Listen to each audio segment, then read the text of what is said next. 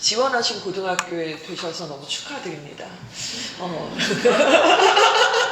서울대는 아니지만 서울대를 가는 길로 숭실고를 지원하셨을 거라고 생각하고요. 축하드리고, 왜냐하면 그 와중에 지원하지 않은 데가 생뚱맞게 된 애들도 있고, 그리고 그 말은 또 지원했던 데가 안 됐다 소리잖아요. 그러니까 그런 아이들은 좀 아이 자체가 약간 실망을 좀 하고 있고, 어머님들도 약간 어떻게 말을 해줘야 될지 모르겠다 이제 이런 얘기 많이 하시거든요. 숭실고등학교는 대학 입시를 치르는 데 있어서 불리하다고 생각하세요? 유리하다고 생각하세요? 어떠세요? 무조건 유리하죠. 내 새끼가 이제 다닐 학교인데 100% 유리하고요. 불리한 점이 객관적으로 있을 텐데 그 부분에 대해서 우리가 공부를 하시고자 오신 거잖아요. 그렇죠? 그리고 뭐가 유리한지에 대해서 그런 얘기를 그냥 거품 싹 걷어내고 우리끼리 좀 단촐하게 얘기를 좀 나누도록 하겠습니다. 첫 페이지는 아마 해독이 좀 안 되실 거예요. 왜냐하면 해독 안 되게 딱 만들어 놨잖아요. 그렇죠? 저희가 이제 사실은 지금 2학년 올라가고 3학년 올라가는 저희 재원생들을 대상으로 지난 12월, 그러니까 기말고사가 끝난 직후에 재원생 114명을 대상으로 이제 수시지원 상담을 진행을 했어요. 그 중에는 숭실고등학교 전교 1등도 있고요. 전교 한 15등도 있고요. 대성고도 있고 충암고도 있고 명지, 뭐 다 있습니다. 이렇게 114명의 학생들이니까. 근데 이 학생들한테 저희가 이제 상담을 할 때 요구했던 건 성적표 두 가지예요. 어떤 건지 대충 아시겠죠? 일단 첫 번째는 그동안 진행해온 내신 성적표의 총합이죠. 1학년들은 1학년 기말까지, 2학년들은 1학년 거랑 2학년 합친 거. 그리고 두 번째는 가장 최근에 봤던 11월 모평의 성적표입니다. 성적표. 그래서 본인이 자기가 몇 등급 맞은 것 같아요. 이거 갖고 안 되고요. 성적표를 내야만 이 상담이 가능했었어요. 근데 이 상담이 좀 굉장히 저희한테도 좀 의미가 있고 굉장히 좀 뭐랄까 많이 배우게 된 의미 있는 좀 시간이었습니다. 일단은 상담 잡히게 되면은 학부모님들이 거의 다 동석을 하세요. 아버님들이 오시는 경우도 너무 많고요. 오시면은 이제 1시간 반 정도 학생들하고 이렇게 본인이 지원 가능할 수 있는 대학들, 또 전략적으로 어떻게 써야 되는가, 더 중요한 것은 이제 그 다음 학년에 대한 목표 등급들, 이런 것들을 설정하는 시간입니다. 아무튼 이 상담을 했는데요. 평균적으로 저희가 지금 진행하고 있는 학교가 딱 9개 고등학교거든요. 지금은 현재. 근데 9개 고등학교의 모든 재원생들의 특징이 뭐냐면은 내신이 모의고사보다 조금 더 나빠요. 평균적으로. 모의고사가 조금 더 잘 보더라고요. 내신보다는. 근데 이거는 모든 학교의 특징이에요. 지금 현재. 그러니까 이제 평균값에 대한 얘기를 드리는 겁니다. 모든 학교가 다를 거고 학교 안에서도 또 당연히 달라지겠죠. 자, 그러면은 좋다 이거죠. 이제 숭실은 어디 있는가? 이제 이걸 한번 같이 확인해 보겠습니다. 내신 따기가 제일 어려운 학교는 알고 계시죠? 예일이 1등이에요. 내신하고 모의고사의 점수차가 1.08등급 정도 차이가 나더라고요. 저희가 진행한 아이들만 놓고 봤을 때. 거의 2등급 이상 차이 나는 아이들도 굉장히 많습니다. 근데 평균적으로 모의고사가 이제 한 과목은 아니니까 국수형에다가 탐구까지, 그리고 이제 내신도 국수형, 탐구까지 이렇게 비교를 해봤더니 평균적으로 1.08등급 정도 내신이 더 나빠요. 모의고사가 좀 더 좋아요. 대성보다 더 심해요. 보니까. 두 번째는 대성이에요. 그리고 세 번째는 이제 선정, 과중반. 선정은 아시는 것처럼 과중반과 일반반의 실적 차가 상당히 큰데 지금은 그냥 선정이라는 이름으로 실적이 오픈되어 있기 때문에 물타기 하지 말고 좀 나눠서 진행을 해봤습니다. 그리고는 선일여고, 그리고 딱 중간쯤에 명지고등학교가 있더라고요. 기가 막히더라고요. 평상시 약간 느꼈던 건데 숫자로 나타나니까 좀 약간 당황스럽기도 좀 했었어요. 그리고 이제 이쪽으로 갈수록 대충 느낌이 오시죠? 자, 내신 따기 유리한 학교들이 나타납니다. 충암고, 그리고 숭실고, 선정의 일반고, 일반반들, 그리고 마지막으로는 동명여고까지가 있어요.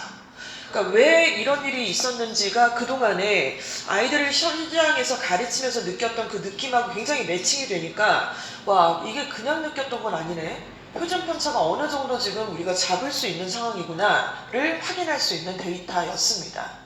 자, 그러면은 숭실고는 이 페이지에서 보면은 지금 모의고사보다 내신이 조금 더 좋을 수 있는 학교예요. 그런데 평균적으로 보니까 0.07점 이라고 얘기를 하고 있습니다. 이건 평균이에요. 조금 더 자세하게 한번 뜯어보도록 하겠습니다. 자, 숭실고등학교 학생하고는 지금 이번 시즌에는 9명 저렇게 상담을 진행을 했어요. 숫자가 비교적 조금 적다고 생각하실 수도 있지만은 9명의 학생이 어떤 마음으로 서류를 제출하고 또 약속을 잡아서 부모님하고 같이 왔을 것을 한번 생각을 해보세요. 기본적으로 공부 좀 한다는 놈들이 온 거죠. 그쵸? 어머님, 아버님도 서포트가 어느 정도 이렇게 자세가 되어 있으신 분들이 오신 거예요. 의미가 있잖아요. 일단 성적을 까야 되고 다 오픈하는 거고 이게 쉽지 않거든요. 자, 아무튼 이렇게 의미 있는 유의미한 9명의 학생들을 대상으로 상담을 진행을 했었는데 이 중에는 이제 당연히 성적권대가 좀 다양하다고 보시면 됩니다. 그 제일 위에 있는 아이는 저희가 뭐 가상으로 만든 건 아니고요. 실제 AR 존재하는 인간이에요. AI 아니고. 얘는 그냥 어떻게 저런 애가 있지? 이럴 정도로 성적표를 보고 눈을 의심할 정도로 흠결이 없어요. 흠결이. 숫자를 봤을 때 일단 흠결이 없더라고요. 그냥 요즘부터 1등급이고 올 1등급이었어요. 다 올 1등급. 그러니까 다른 이제 모의고사도 다 1등급이죠 뭐. 그러니까 이거는 좀 특수한 케이스고 그러니까 지금도 이렇게 하고 있습니다. 얘가 이제 어떤 전형으로 어디를 지원할지 대충 느낌이 오시죠? 자, 그 아래에도 이제 저희가 숭실고등학생들이 좀 인원이 많은 편이에요. 좀 고3 올라가는 아이들도. 근데 이제 얘네들이 다 상담에 참여하진 않았어요. 남자애들이 그렇게 오란다고 오고 가란다고 가지 않는 거 아시죠? A라고 얘기하면 B라고 알아듣고 C라고 전달하고 막 이러잖아요. 그래서 어찌됐건 이 중에 2.9등급인 학생하고 상담을 했습니다. 내신 2.9등급이에요. 이과를 갈 거면 국어, 영어, 수학과 과탐 과목만 환산을 한 겁니다. 자, 그런데 이 친구는 모의고사 점수를 뚜껑 열어봤더니 국어가 4등급이에요. 그러니까 어떤 아이인지 느낌이 오세요? 그냥 어머님 아들 같기도 하고 아들 친구 같기도 하고 좀 그러시지 않으세요? 국어를 안 한 거예요. 중학교 때 학원도 안 보낸 거고 국어 모의고사를 엉덩이 붙이고 그 100분 동안 풀어본 적이 별로 없는 거죠. 90분 동안. 자, 그러면서 또 수학은 똥을 제대로 싸고 있어요. 5등급. 자, 그나마 영어는 3등급. 어떻습니까? 모의고사는 4등급이 나와요. 평균적으로. 근데 그에 반해 내신은 좀 더 잘 나올 수 있죠. 이게 여실히 숭실고등학교를 저는 보여주고 있다고 좀 생각이 들어요. 자, 그리고는 다채로운 또 등급들이 좀 있습니다. 그래서 평균적으로 보면은 모의고사 점수가 좀 더 높고 내신이 나쁜 아이도 있지만 거의 없죠. 거의 없고 대부분이 다 내신이 좀 더 유리한 점수들을 받고 있는 게 현실입니다. 이 표가 학부모님들한테 어떻게 전달이 됐을지 모르겠는데 학생들한테도 마찬가지고 어때요? 겁나 유리하다 이거죠. 겁나 유리하다. 자, 뭐 이런 표를 보고 있습니다. 지금은요. 대학 입시에서 가장 중요한 것이 무엇이냐라고 만약에 물어보신다면 어렸을 때 책만 읽었던 거? 저는 뭐 그런 애매한 얘기는 별로 하고 싶지 않아요. 예를 들어 어렸을 때 영어 유치원 나온 거, 영국 문화원 다닌 거, 뭐 예를 들어서 뭐 마리 이야기한 거, 뭐 이런 거 다 의미가 물론 있겠지만은 이 길의 끝에는 그 영유 나오고 뭐 살인초 나오고 무슨 뭐 프레벨 하고 무슨 수학하고 이 길의 끝에 뭐가 있냐면 그냥 딱 고등학교 1학년 내신이에요. 고등학교 1학년 내신입니다. 재수시키시지 않을 거면 고1 내신이 입시의 끝이자 시작이 되는 그런 상황이 돼버렸어요. 근데 이거는 지금 몇 년 전부터 시작이 된 거죠. 그렇다고 해서 내신은 고1 것만 들어가진 않습니다만 만약에 이제 우리 고1 숭실 올라가는 아이들의 동생이라든가 뭐 차남 차녀가 또 있으시다면은 그 친구들이 만약에 초6 이하다 그럼 걔네들은 그냥 고1 내신이 전부예요. 2학년 3학년 올라가면 고2 때 다 선택 과목으로 이제 돌아지기 때문에 지금 고1 내신이 그만큼 뜨거워졌고 전국적으로 재수 안 시키고 고3 때 대학을 보낼 거면 고1 내신이 너무너무 중요하다는 거죠. 근데 우리 숭실고는 그게 유리하다. 얼마나 좋습니까? 그러니까 대박인 것 같아요. 자, 이런 포인트를 한번 숫자로 확인을 해봤습니다. 자, 그러면은 조금 더 딥하게 한번 들어가 보도록 할게요. 분석을. 대성고부터 은평고등학교까지가 이제 저희 학원에 다 하고 있잖아요. 얘네들. 근데 이제 이 근처에 통학이 가능한 그런 고등학교들을 좀 보시면 되겠는데 여기 뭐 이대부고나 이화여고는 뺐습니다. 저희랑 별로 큰 상관이 없어서요. 이 친구들의 이제 전체적으로 내신이 어떤 유불리가 있는지를 좀 보시는 거예요. 먼저 선택을 다 하셨지만은 대성 보낼까 숭실 보낼까 숭실하고 충암 중에 또 어디가 나을까 다시 명지를 보낼까 숭실을 보낼까 막 고민을 막 하셨어요. 근데 너무 잘 선택하신 거예요. 제가 이제 그때 이제 문의 주셨던 학부모님들한테 빨리 충암 숭실 쓰시라고 막 말씀도 드렸었는데 이유가 한번 어떤지 확인을 해보겠습니다. 먼저 대선거를 볼까요? 쪽수가 겁나 적어요. 297명. 너무 적죠. 자, 그리고 300명이 넘어가는 학교들이 이제 충암고가 350명, 명지고가 압도적이죠. 403명. 명지고 같은 학교가 없어요. 4자로 시작하는 학교는 없습니다. 그리고 선정고등학교가 383명. 자, 그리고 우리 숭실고등학교가 355명인데 그 밑에로는 이런 숫자는 아예 없다고 보시면 되죠. 최악이 어딘가요? 은평구. 그쵸? 은평구 196명이에요. 가제울고 216명이에요. 그치? 자, 이렇게 되면 그 과정에 또 이제 쪽수만이 뭔가 전부는 아니고 남녀 공학이냐 아니냐도 좀 중요하고요. 그쵸? 문과 전문적인 어떤 학교냐, 이과 전문성의 학교냐 이런 것들도 상당히 중요한데 일단 첫 번째 압도적으로 숭실고는 남학교고요. 여학생들하고 비등을 하지 않아도 되는 거니까 이 또한 유리한 점에 속한다는 거 알고 계시죠? 그쵸? 그리고 인원수가 일단 기본적으로 평균 이상으로 확 높아지는 상태입니다. 자, 이렇게 되다 보니까 만약에 내신을 딱 시험을 봤어요. 5월달 첫째 주 정도로 예상을 하고 있는데 과목별로 4% 안에 들어야 1등급인 거 아시죠? 11%까지가 2등급이고 그리고 2.4등급 안에 들어야 대학을 초이스해서 갈 수가 있습니다. 2.4등급이라 3등급 아닙니다. 자, 그러면 숭실고에서 1등급 들려면 과목당 14등 안에만 들면 돼요. 14등 쉽진 않아요.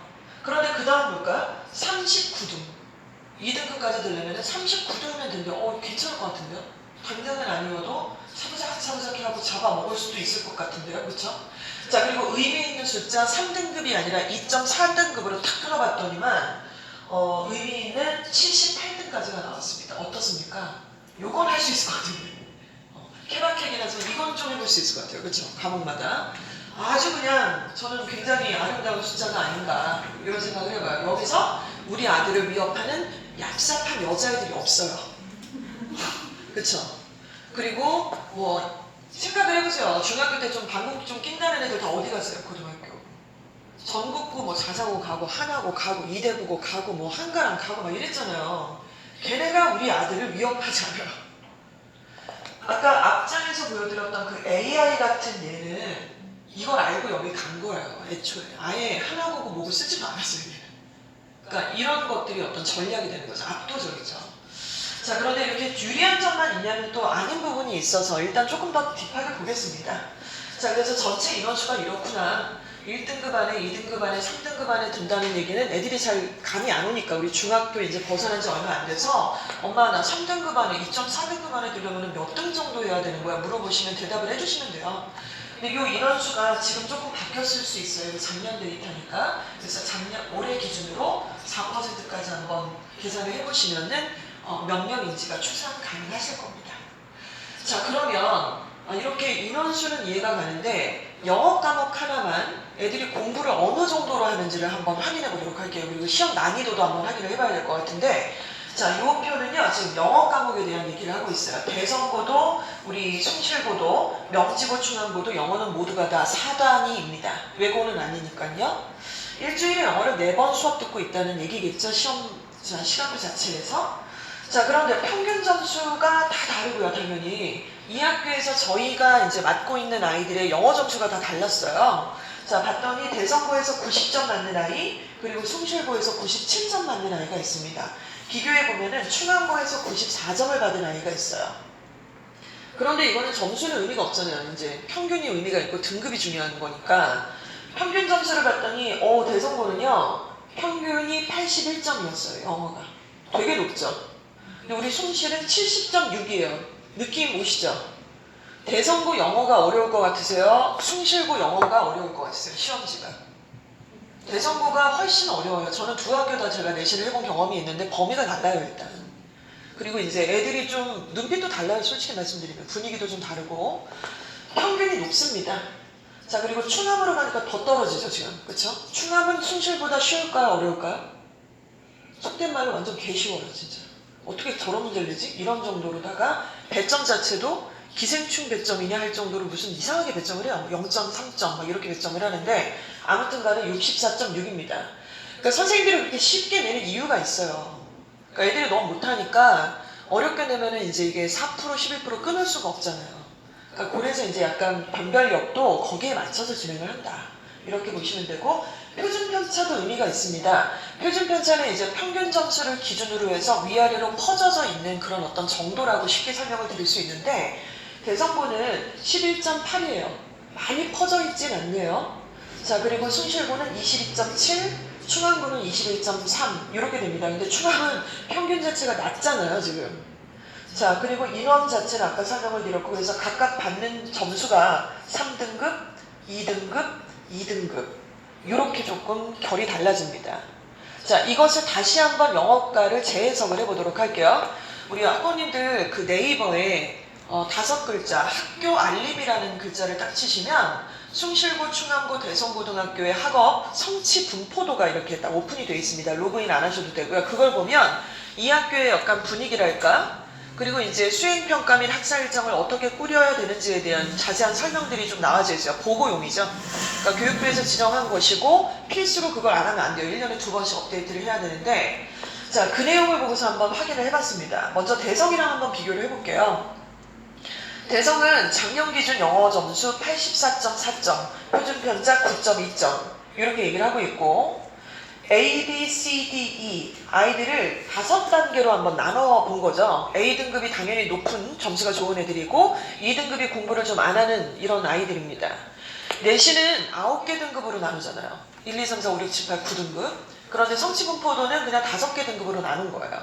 그러니까 그냥 단순 계산만 해보면 1, 2등급을 합친 게 A, 그러니까 3, 4등급을 합친 게 B 이 정도로 생각을 해보시면 되는데, 대성 같은 경우는 특이한 점이 A그룹에 속한 애들이 전체 인원수의 분포도 중에 제일 많아요. 그러니까 여기 가면 내신 따는데 박 터진다 소리겠죠. 그쵸? 공부 좀 해도 안 올라요.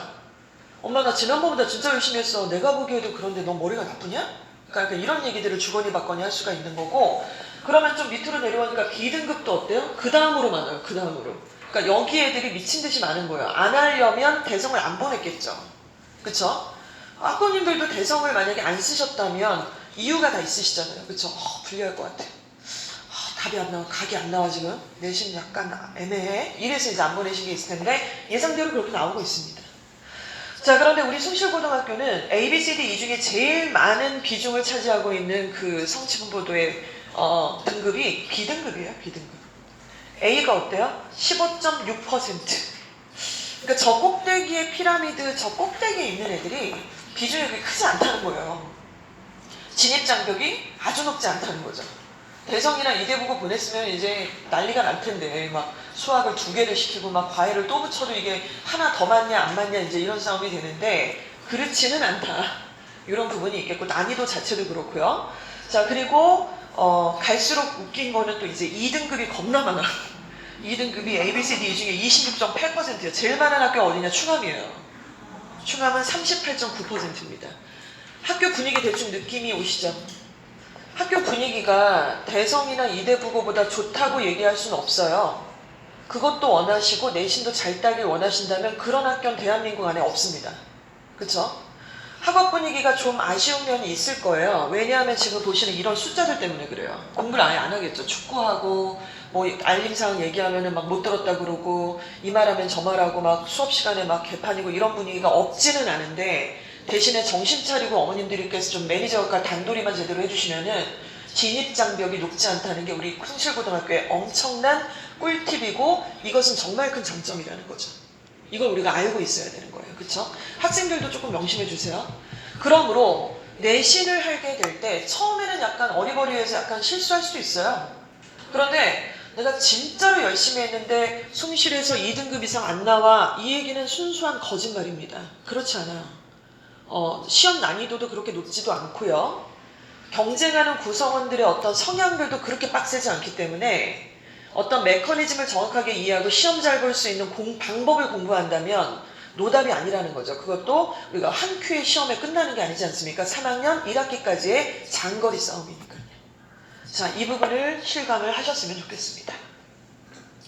자, 그렇다면 이제 내신이 유리하다라는 점, 그런데 그 유리한 점이 어떤 부분인지를 앞장에서 정리를 좀 해드렸잖아요. 자, 이제 5월달부터 바로 중간고사가 시험이 되고요. 이주아어학원은 3월 첫째 주부터 내신이 개강을 할 거예요. 다음 주입니다. 그렇죠? 다음 주부터 이제 숭실고 1학년 해처 모형에서 시험표 딱 정해져 있어서 이제 그 시간에 와서 내신 수업을 듣게 되는 거죠. 자, 이렇게 내신이 시작이 되고, 원래 예년에는 뭐 3월 한 넷째 주부터 개강을 하고 그랬어요. 근데 지금은 내신 너무 중요하니까, 야, 됐고 그냥 다 내신해. 중간 끝나면 바로 기말해, 씨. 여름방학 잠깐 수능하고, 2학기 때 중간에 끝나면 또 기말해! 기말 끝나면 바로 윈터스쿨 느낌으로다가 수능을 또 공부를 시켜야 되는 이런 분위기인 거예요. 근데 이렇게 해서 우리 친구들이 대학 입시 치르기 전까지 도대체 몇 번의 시험을 치르는 거죠? 중간 기말을? 딱 10번이에요. 딱 10번. 그 시작이 5월 첫째 주입니다. 5월 첫째 주에 대박 나지 않아도 돼요.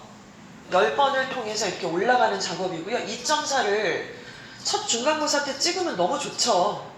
근데 그게 아니라고 우실 필요는 없어요. 엄마가 울어버리면 애는 더 털려요, 멘탈이.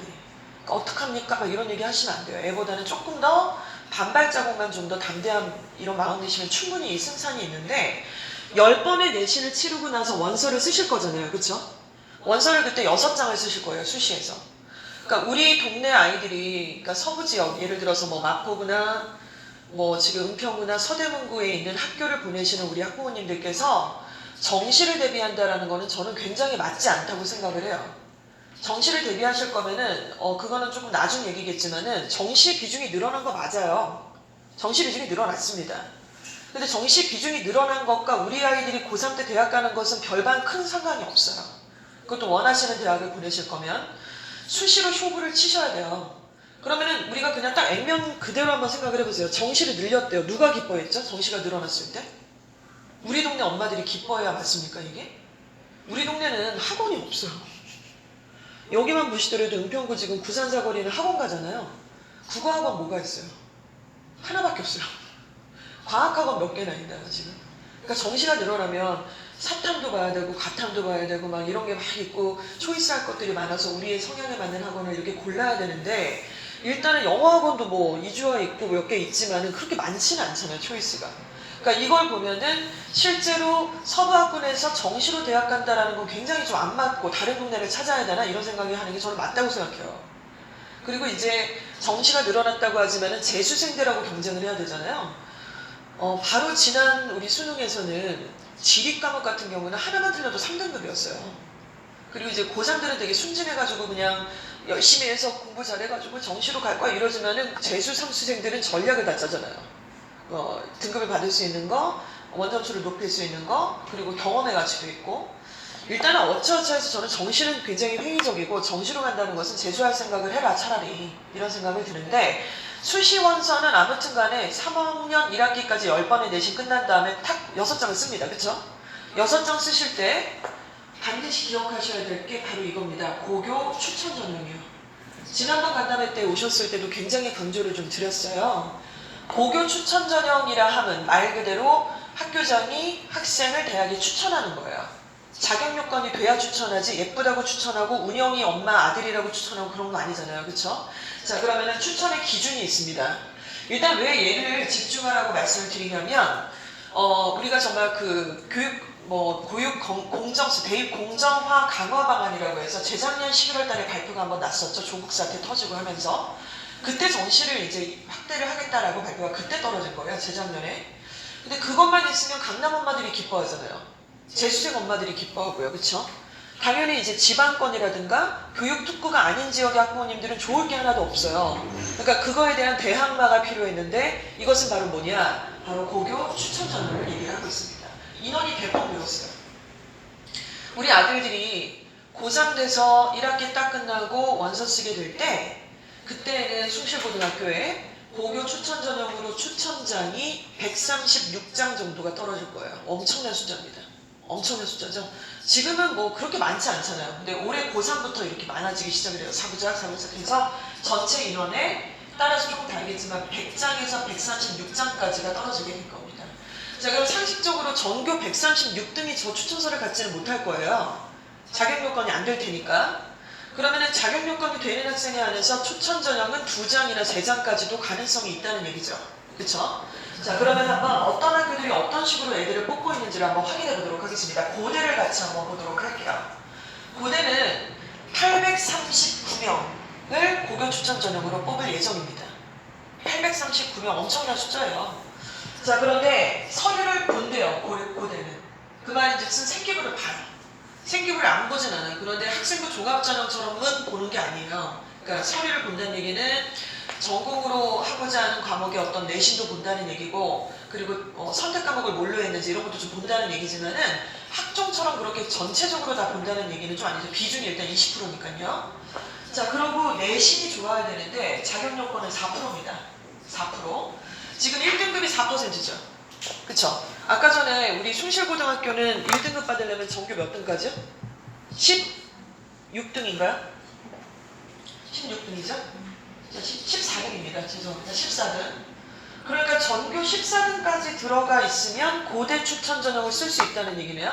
그쵸? 그러면 뭐예요? 얘네들 이제 고3 때 됐을 때 고대 추천 전형을 16명이 쓸 수 있는 거잖아요. 상식적으로 그냥 숫자만 따져보면. 그런데 그 16명이 다 쓸 수는 있어요. 수능 전에 이거는 수시로 원서를 쓰는 거니까. 근데 이 학교의 자격 요건은 서울대보다도 더 빡센 최저 조건을 걸고 있습니다. 일단 탐구는 한 과목 선택하면 절대 안 되고요. 무조건 2과목. 그래서 2과목의 평균. 그걸 하나로 보는 거예요. 자, 그리고 나머지 국수, 영중의 2개 과목을 선택을 해요. 그러니까 탐구에서 2과목을 선택을 했죠. 그걸 한 과목이라고 인정을 하고요. 국수, 영중에는 2과목을 선택을 합니다. 그래서 3과목이 얘기잖아요. 그럼 3과목의 등급의 합이 문과면 5등급. 문과면 5등급. 그러면은 1, 2, 2 이렇게는 찍어야 된다는 거예요. 2, 2, 2 그러면 나가리. 이과는 또 이제 과탐이 좀 너무 어려우니까 3합 6. 그러나 솔직히 얘기하면 4합 6이네요. 그렇죠? 탐구가 2과목을 때려야 되니까. 아까 말씀드렸습니다. 예를 들어 사문이나 윤사나 문과에서 이제 사탐 과목들도 마찬가지인데 이번 올해 같은 경우 지리는 그냥 하나 틀리면 3등급이었거든요. 물투도 굉장히 빡셌었고. 그러니까 이런 것들을 고려해보면은 탐구 과목을 하나가 아니라 2개를 선택하라는 이런 굉장히 까다로운 면들. 그리고 1등급, 2등급이라는 게 쉬운 게 아닌데 그거를 다 합쳐서 5나 6을 가져오라고 하는 이 심보 자체는 결국 이 전형 자체에 별명이 지어졌잖아요. 정신 대 수시인 척한다고. 이 정도면은. 그리고 이거는 서울대보다 더 빡센 조건이에요. 그러니까 이 조건을 만족하면 합격을 해주겠다. 이제 이런 얘기인데 고무적인 것은 올해 저희가 고대 실적이 좀 많아요. 고대 합격한 애들이 이 동네에 좀 많아졌어요. 저희뿐만 아니라 원래 예년에 별로 없었습니다. 최저를 잘 못 맞췄거든요. 그리고 실제로 4% 들은 애들이 원서를 쓸 수 있잖아요. 그러니까 원서 쓸 때 경쟁률이 13대 1이 넘어가요. 13대 1. 그런데 이제 면접을 본단 말이죠. 면접 보러 올 때 면접이 언제냐면 수능 끝나고 다음이거든요. 그러니까 애가 수능을 봤어요. 자기가 봐도 딱 가채점 해보니까 최저를 못 맞출 것 같아요. 그럼 면접은 뭐하러 가요? 어차피 떨어질 건데. 벌써 반 털리고. 그리고 아까는 가채점이었는데 실제 리얼 채점해보니까 등급이 안 나왔어. 그러면은 당연히 또 마지막까지 안 가겠죠. 그래서 결정적으로는 한 1.3대 1? 매년 저걸 넘지를 못합니다. 그러니까 수능 최저가 굉장히 중요한 전형이겠죠. 고대는 아무튼 저런 전형을 쓰고요. 조금 더 현실적인 학교들을 보도록 하겠습니다. 예를 들어서 경희대나 건국대가 있어요. 근데 건국대를 한번 보시면요. 340명을 뽑고 서류를 안 본대요.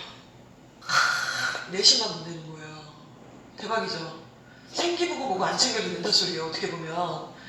근데 또 웃긴 거는 인원이 뭐 4%, 11%, 10명 이런 게 없고 그냥 제한이 없대요. 그러니까 이거를 또 보고 순진한 애들은 그럼 아무나 써도 되겠다. 전교 꼴등도 써도 되겠다. 근데 말이 안 되죠. 자, 일단 기본적으로 수능 최저는 2합 5입니다. 2합 5인데 2합 5만 맞춰서 될 수 있을 것 같으면 건대가 이런 전형을 쓰질 않죠. 일단은 저 합격서는 예년에 학생부 교과 전형으로 내신이 몇 등급 정도 있는 애들이 붙었는지를 데이터를 보시는 거예요. 일단 3등급 때는 거의 없습니다. 2등급 때가 거의 다 합격선이라고 보시면 되죠. 자, 그래서 고교 추천 전형이라는 건 물론 저 위에 스카이, 정말 보내고 싶은 그 어떤 대학들은 트라이앵글을 다 맞춰야 돼요. 보시는 것처럼 서류를 보잖아요. 서울대는 고교 추천 전형이라고 하지만 이거는 교과 전형이 아니라 완전히 종합 전형이에요. 그래서 실제로 스카이권 대학들은 고교 추천 전형은 내신이 일단 극상위로 좋아야 되고, 두 번째는 수능 최저 일단 빡센 거 다 맞춰줘야 되고, 세 번째는 당연히 생기부가 만들어져야 되는 거죠. 그러니까 그런데 그 밑에 대학들, 예를 들어서 뭐 경희대나 건대나 이제 이런 대학들은 내신 100% 그리고 최저 이것만 맞춰도 합격이 된다, 이런 전형들이 있다는 겁니다. 이해가 가시죠? 그래서 이 전형이 왜 강조를 자꾸 드리냐면은 이유가 뭔가요? 재수생이 안 들어와요, 여기. 재수생이 아깝게 자기가 현역 때 내 생기부랑 이런 거 다 했는데 최저를 내가 아깝게 못 맞춰갖고 떨어진 애들도 있겠죠.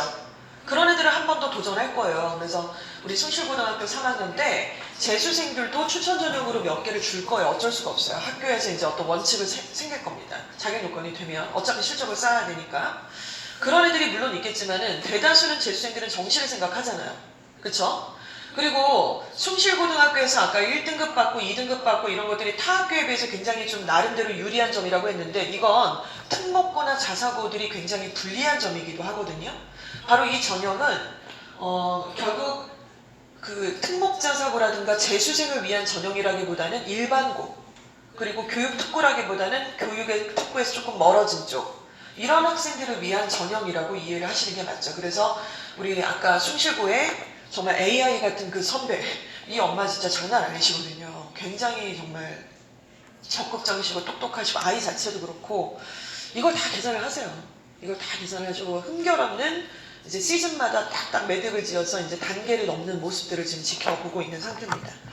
자, 이렇게 있고요. 특히 홍대 같은 경우를 보시면은 5명을 추천한다라고 얘기합니다. 그러니까 홍대는 생각보다 빡세네요. 그죠? 4%도 아니고 5명. 근데 여기는 비교적 그 수능 최저가 되게 빡센 학교예요. 3합 7, 3합 8이니까요.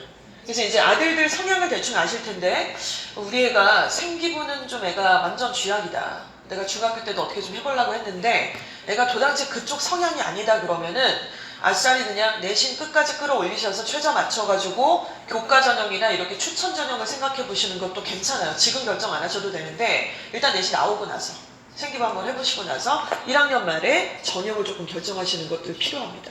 그래서 저희 제자 중에 지금 그 친구는 군대 가 있어요. 근데 충암고 출신인데 그 친구가 고3, 고2 때에 저희 학원의 충암고 애들이 재원이 굉장히 좋았어요. 팀워크도 너무 좋고 애들이 실적도 참 좋았는데 유독 얘만 생기부를 내라 그러면 안 내는 거예요. 야 내라고 좀 몇 번 얘기해도 네 그러고 안 갖고 오고 네 그러고 안 갖고 오고 나머지들은 다 손을 좀 봐줬었는데 그래서 안 되겠다 이놈은 뭐 어쩔 수 없지 이제 이랬는데 나중에 합격장 들고 온 거예요. 이걸로 그래서 지금 군대 갔어요. 그래서 어찌 보면 좀 현실적이었다. 안 되는 걸 갖다가 막 다 하려고 그러는 게 다 애들이 결이 다르니까 그쵸? 자 이런 부분도 고려를 좀 나중에 하시면 좋겠습니다. 자 앞장에 있는 전형들을 한번 정리를 해봤더니요. 지금 빨간색, 하얀색, 노란색 이렇게 있잖아요. 그러니까 노란색은 뭐냐면은 수능 최저 조건이 되게 빡센 학교들. 자 그리고 빨간색은 뭐냐면 수능 최저를 안 보는 학교들이에요. 그러니까 모의고사 이런 거 수능 점수 안 갖고 와도 되고 그리고 뭐 생기부도 안 갖고 와도 된대요. 그럼 뭐만 갖고 오냐면 내신 점수만 좋으면 합격 시켜주겠대요. 근데 그 학교들 한번 볼까요? 연대 같은 경우는 지금 제가 말씀드린 경우에 해당되지 않습니다. 스카이니까 서류를 봐요. 면접도 보고. 자 그런데 예를 들어서 세종대, 광운대, 명지대, 가천대 같은 경우 이런 데는 진짜 리얼 이거죠. 내신만 갖고 오면 된다 이거예요. 최저 안 맞추고 최저 필요 없고 근데 합격선이 상당히 높죠. 3점대가 아니에요. 그러니까 명지대학교가 학교장 추천 전형으로 고교 추천 전형으로 아이들을 뽑게 될 때 내신만 갖고 오면 돼요. 근데 합격선이 2등급대예요. 그런데 우리가 숭실에서 2등급을 받았는데 명지대를 보내려고 2등급을 받는 건 아니잖아요. 수능 최저만 맞추면 더 위상의 뭐 국민대도 보낼 수 있고 건대도 보낼 수 있고 이제 이런 이유가 있는 거니까. 그래서 어떤 것들이 유불리가 있는지 보시면 될 것 같고 내신 점수는 옆에 이제 숫자랑 이렇게 기재가 되어져 있습니다. 자 말씀드린 것처럼 명지대는 2.5등급대 이 정도가 돼야지 이제 합격선이라고 좀 보시면 되고 순차적으로 올라가고 있죠. 자, 제일 처음에 이제 숭실고등학교 1등급, 2등급, 2.4등급까지가 몇 등이다 이런 말씀을 드렸는데요. 결국에는 2.4등급, 2.4등급 안에 올라간다 그러면 그리고 또 동시에 수능에서 최저 과목의 등급을 맞출 수 있는 조건이 된다 그러면 2합 5, 3합 7 이 정도가 된다 그러면 인서울에 있는 데는 무조건 보내요. 2.4 이상이면 인서울의 문제가 아니라 그냥 숭실대학교 이상은 다 보낸다고 생각하시면 돼요. 그러니까 숭실대를 합격하라는 게 아니라 거기를 보험으로 놓고 위로 던질 수 있다는 거죠. 2.4가 기준입니다. 자, 2.4등급을 조금 기준 삼으시면 좋을 것 같다는 생각이 들어요. 자, 그런데 대학에서는 앞장에서 보신 것처럼 지금 학부모님들 어디 생각하세요? 근데 대학을, 아이들 보낼 대학들을, 그 첫째, 둘째 또 있으신 학부모님들과 그 아이가 첫째인 학부모님들의 이 기운이 다르죠. 뭔가 되게 현실적이고, 저도 뭐 저희 아이 유치원 다닐 때는 저는 얘를 미국으로 보낼까? 막 이런 생각도 했었어요. 그래서 뭐 남편 회사 뭐 그 집 애들은 다 미국으로 고등학교 보낸다는데 나도 보내? 한번 해볼까? 철딱선이 없는 얘기였죠, 그때 생각해보니까. 지금 그게 이제 이게 다르잖아요. 현실로 돌아왔을 때 굉장히 다른 부분이 있죠. 대학은 스카이 대학은 일단 기본적으로 한 가지 전형으로 뽑질 않아요, 그렇죠? 그리고 점수 하나만 좋다고 무조건 뽑고 그런 전형이 없고, 아까 말씀드린 것처럼 트라이앵글이 다 맞춰져야 돼요. 그리고 모든 대학에서 아이를 뽑게 될 때 내신만 갖고 뽑는 학교 아까 몇 가지 있었습니다만 그건 불이익을 안고 들어가야 돼요. 너무 아깝다. 내신이 2등급인데 명시대가 아깝잖아요. 이런 것들. 일단 우리 숭실고등학교는 내신 경쟁력에 있어서는 상위에 속해 있는 학교입니다. 내신이 제일 유리한 학교 동명여고 아까 말씀드렸잖아요. 그리고 상정 일반반하고 그 다음에 우리 숭실고등학교예요. 제일 불리한 게 이제 예일여고고. 이거는 유리하다 이거예요. 내신 잘 딸 수 있으니까. 이것만 갖고는 안 되잖아요. 그럼 이제 뭘 보죠? 생기부. 그리고 수능 최저. 이걸 보는데 숭실고등학교는 수능 최저를 잘 맞출 수 있는 학교냐? 별로 그렇진 않아요. 그러니까 100점 만점으로 보면은 이게 이제 비례를 하는 거죠. 예일여고는 이제 어머님들 보내보셔서 아시겠지만 대성도 그렇고 중간고사, 기말고사가 모의고사화 되어 있어요. 그러니까 쓰잘데없는 걸 안 내요. 모의고사에서 안 낼 것 같은 거를 굳이 막 무슨 중학교 내신스럽게 그렇게 이상한 짓을 안 해요. 근데 우리가 매년마다 이제 1년에 4번 분석을 하는데, 이제 강사님들 다 모셔서 이제 같이 분석을 하는데, 숭실고는 뭐 이런 걸 내요. 뭐 bicycle, 이렇게 자전거, 이런 걸 스펠링을 쓰라고 한다든가, 스컹크를 스펠링을 쓰라고 한다거나, 이게 뭐예요? 중학교 1학년 내신도 아니고 뭐 하자는 거예요? 스컹크 쓰는 게 대입하고 뭔 상관이 있어요? 스컹크 못 써도 대학 갈 수 있는 거지. 그러니까 왜 그런 짓을 할까요? 선생님들을 욕할 게 아니라 그래야 되는 이유가 있겠죠, 학교에서는. 그러니까 계속 그런 시험을 중간 끝나고 기말, 중간 끝나고 기말, 그렇게 10번을 치르다가 어떻게 모의고사를 잘 봐요? 앞뒤가 안 맞죠? 영어만 그럴 거라고 생각 안 합니다. 수학도 그럴 거고 국어도 그럴 수 있죠. 그쵸? 때문에 수능 최저를 학교만 믿고 계시다가는 굉장히 목덜미 잡을 일이 생길 수밖에 없다는 게 현실이에요. 뭐 대성 예일이라고 무조건 뭐 안심하자 이런 얘기는 아니지만 상대적으로 그 부분에 대해서 조금 힘을 쓰셔야 돼요. 방학 때. 방학 때 무슨 특단의 조치들을 좀 취하셔야 돼요. 이런 부분에 대해서. 불리합니다. 그러니까 특단의 조치를 취하시면 유리하다. 바꿔서 얘기하면 이런 말씀을 드리는 거고, 생기부는 어떨까요? 생기부도 뭐 그냥 그렇죠 뭐. 그러니까 생기부는 저희가 보면 아까 그 흠결 없는 생기부들이 좀 있어요. 특히 이제 우리 이과 학생들 같은 경우는 있으실 텐데, 이과니? 문과일까요? 이과야? 이과야 문과야? 이과야?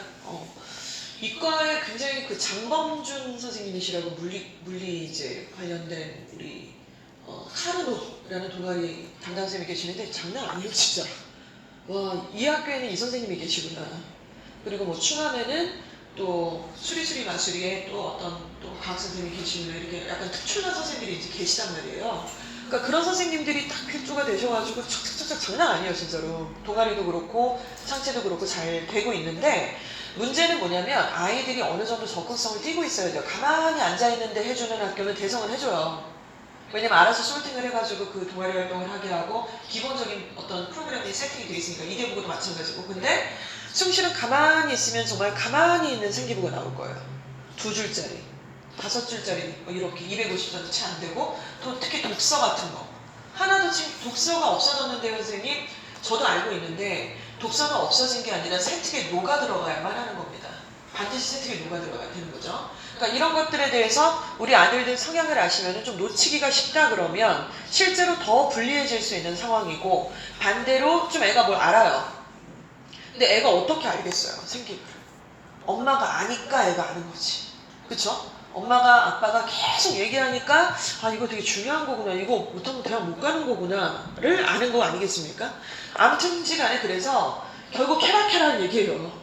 생기부가 다 이상하게 안 그래요. 너무너무 훌륭한 생기부들 많이 있습니다. 지금도 마찬가지고요.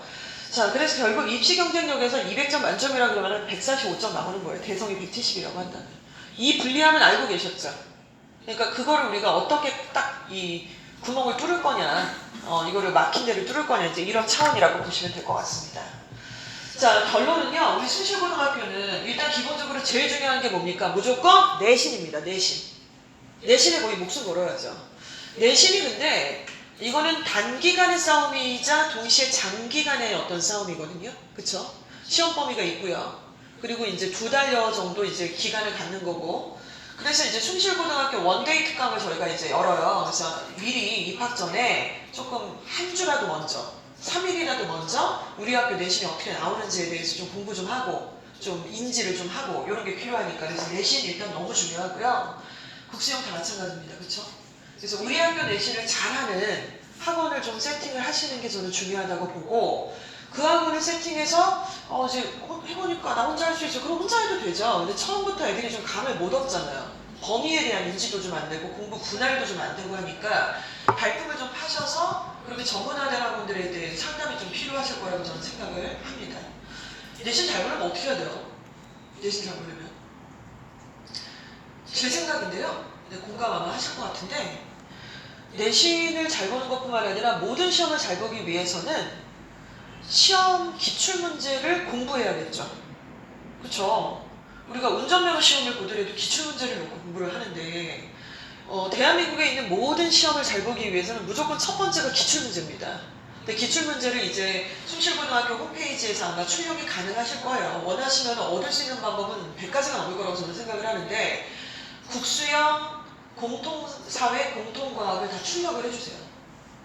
출력을 해주셔서 가능하면은 뭐 시험지 크기대로 그대로 출력을 해주시는 거 좋고, 답지도 다 올라와 있어요. 거기 보시면. 그래서 그걸 다 출력을 하셔서 아이하고 5월 첫째 주 정도에 내신 기간이거든요. 그럼 그 기간 동안 이제 어머니도 좀 보시고요. 아, 문제가 이렇게 나오는구나. 문항수가 명문항이구나. 배점이 어떻구나. 서술형이 나온다 안 나온다. 영작이 나온다. 수학은 어떻다. 이런 것들을 좀 보시는 거죠.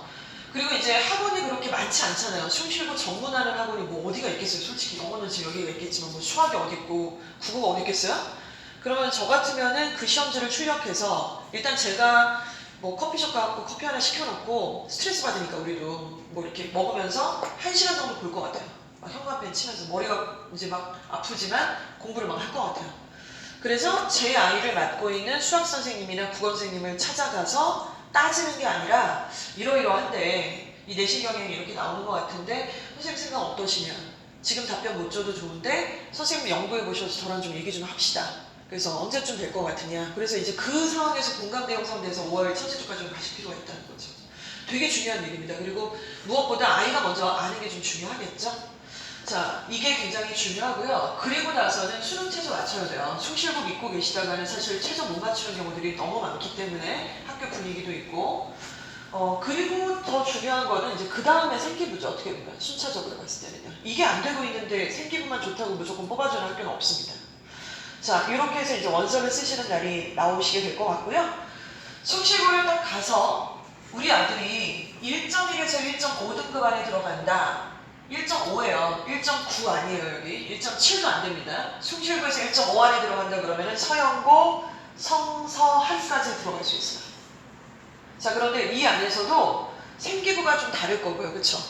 그리고 아직 수능 최저에 대한 여부가 안 나와 있으니까 학생에 따라서 서영고를 갈 놈과 똑같은 1.2등급인데도 성서한을 갈 수 있는 아이가 좀 나눠지겠죠. 똑같진 않습니다.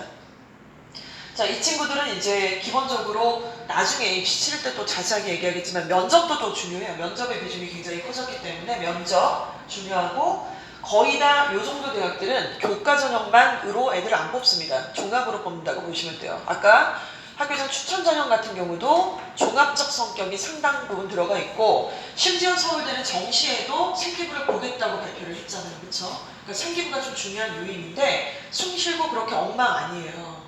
그렇게 막 이상하게 생각하시지 않으셨으면 좋겠어요. 분명히 선배들 중에 날고긴다는 놈들이 생기부는 끝내주는 생기부들이 나오고 있어요. 지금도. 그 방법도 말씀을 드리도록 할게요. 두 번째입니다. 1.6에서 2.1등급이에요. 1.6이랑 1.5랑은 차원이 달라요. 1.6에서 2.2 1등급이다. 그런데 막 서영고 간다고 얘기하시면 안 돼요. 숭실고에서. 이러면 중경외시 정도 생각하실 수 있죠. 중경외시. 여기도 중앙대냐 아니면 경희대 아래냐로 나눠질 수 있습니다. 경희대는 조금 딱 상징적 의미예요. 기준이 되는 학교거든요. 자, 이 정도를 생각할 수 있고요. 이 정도 넷이 나온다 그러면은 안정지원, 즉 안정지원은 고험입니다. 고험. 교과 전형으로 동국대, 건국대, 홍대 정도를 추천 전형으로 합격을 할 수 있을 거예요. 기본적으로 최저만 맞춘다 그러면. 그럼 여기를 생각해보세요. 동대랑 건대랑 홍대 정도를 두 개를 넣어요. 고험으로. 그리고 위로 던지는 거죠. 어디를요? 중대를, 외대를, 시립대를 위로 던지는 겁니다.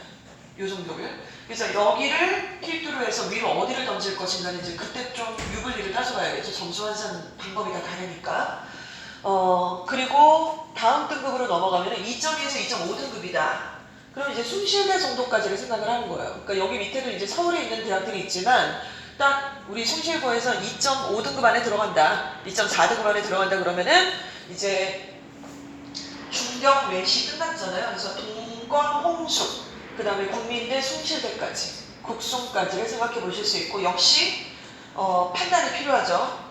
최저를 어느 정도 맞출 수 있는지에 따라서 이쪽 라인을 탈 건지 위로 던질 수 있는 건지가 나와 있게 될 것 같습니다. 안정지원은요, 일단은 단국대, 광운대 이런 데를 쓸 수 있는 거예요. 진짜 아깝죠. 근데 2.6등급 나왔는데 광운대나 단국대 서울에 없잖아요. 지금 죽전에 있잖아요. 그러니까 거기는 일단은 합격선에 있는 거고 생기부랑 최저를 맞춘다 그러면 여기를 위로 던지는 거예요. 모험으로. 처음에는 떨어질 거예요.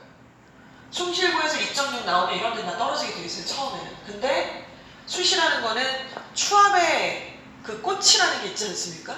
그래서 처음부터 뭐하러 쓸데없이 다 붙어요. 그냥 다 떨어지고 나중에 하나만 붙으면 되지. 하나만 붙으면 그게 신의 한 수고 그게 정말로 기가 막힌 전략을 세운 것이겠죠. 제일 제가 기뻤던 거는 야 너 이렇게 합격자 이렇게 취업 너 이대 말고 딴 데 어디 붙었어? 저 이대밖에 안 붙었는데요. 야 너 진짜 대박이다. 끝내준다 너. 이런 애들이 또 있어요. 하나밖에 못 붙었다. 그래서 넌 너무 잘했다. 쓸데없이 5개 왜 붙냐. 자 이런 얘기도 했습니다. 자 그리고 생기부 같은 경우는 생기부가 이제 어떻게 나올 것인가 그것이 좀 궁금하실 것 같긴 한데 일단은 생기부도 다 똑같지 않고요. 아까 방금 앞장에서 보여드린 2.6, 5등급 정도 나오면은요, 어머니 단국대랑 가운데 정도는 합격선이고 이 위를 던진다 그랬잖아요.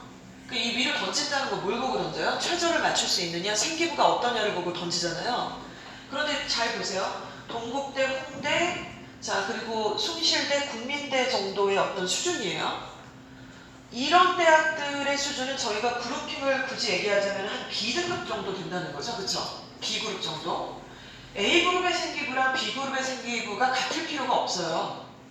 그래서 막 서영고가고 의치안에 가려는 학생부 종합으로 가려는 애 생기부랑 B그룹에 속한 애들의 생기부가 왜 똑같아야 돼요? 그럴 필요까지가 없어요.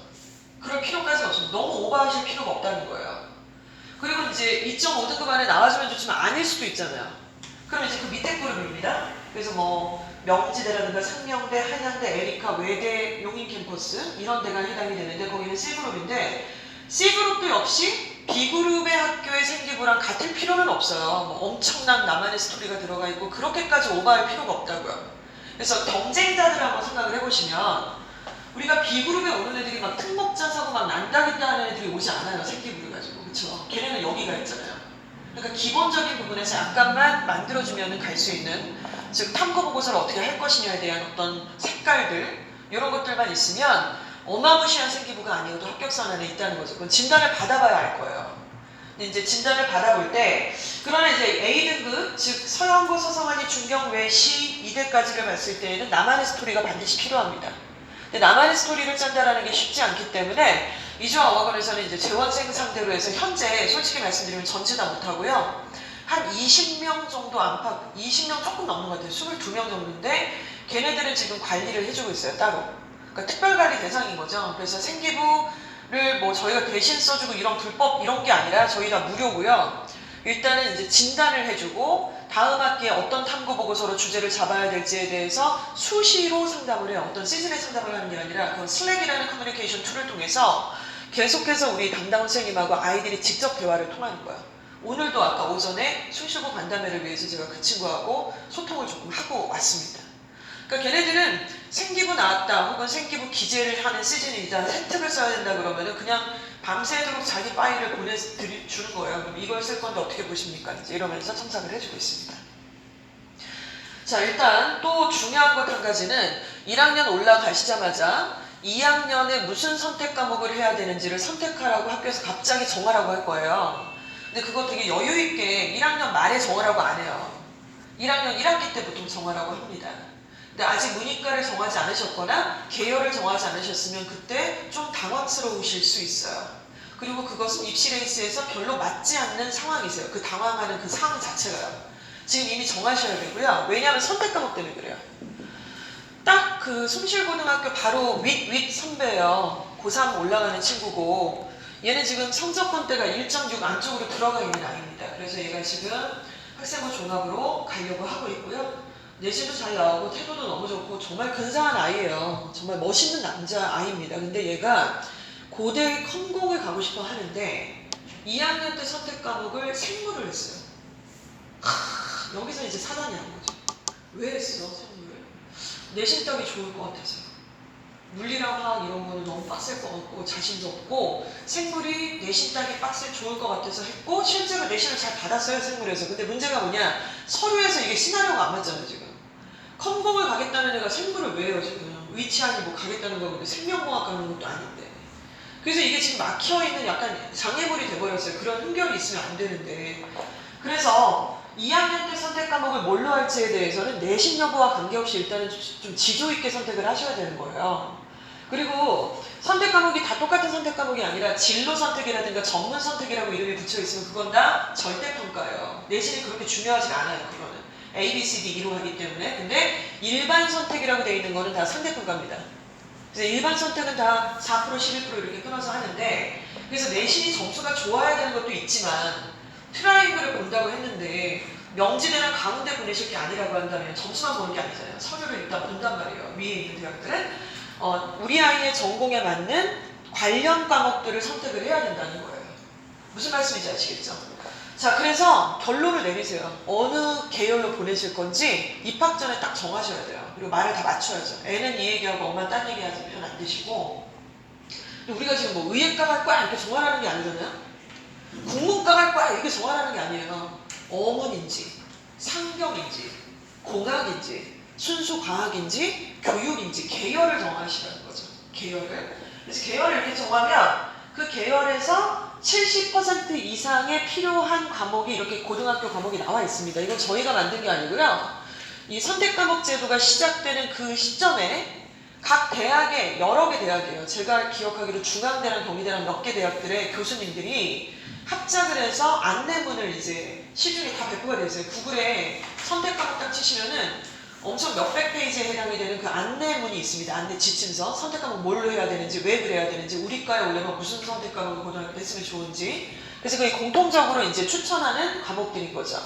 근데 이 페이지를 보시면 만약에 뭐 공학 계열이라 그러면은 기하, 수학과제 탐구, 물투, 화투, 생투, 융합, 과학 이렇게 돼 있잖아요. 근데 여기서도 그냥 무슨 공학인지에 따라 다르겠죠. 무슨 공학이냐, 그렇죠? 요거에 따라서 분리가 될 수 있습니다. 그래서 어떤 계열인지 조금 공부하실 필요 있다. 근데 선택하시기까지 몇 달 안 남았어요. 거의 1학기 때 다 정하라고 해요. 그래서 아까 같은 그런 선배의 사례가 나오지 않게. 그 친구 그것 때문에 잘 되면 참 좋겠는데 고대 정도에서 그게 장애물이 안 되긴 힘들어요. 심지어 아까 그 지금 이과 전교 1등 하는 우리 숭실고 3학년 올라가는 선배는 걔는 뭘 걱정하는지 아세요 지금? 걔는 그런 짓은 안 했죠. 자기 계열에 맞는 과목들을 다 선택을 했는데 그래서 A등급을 다 받았어요.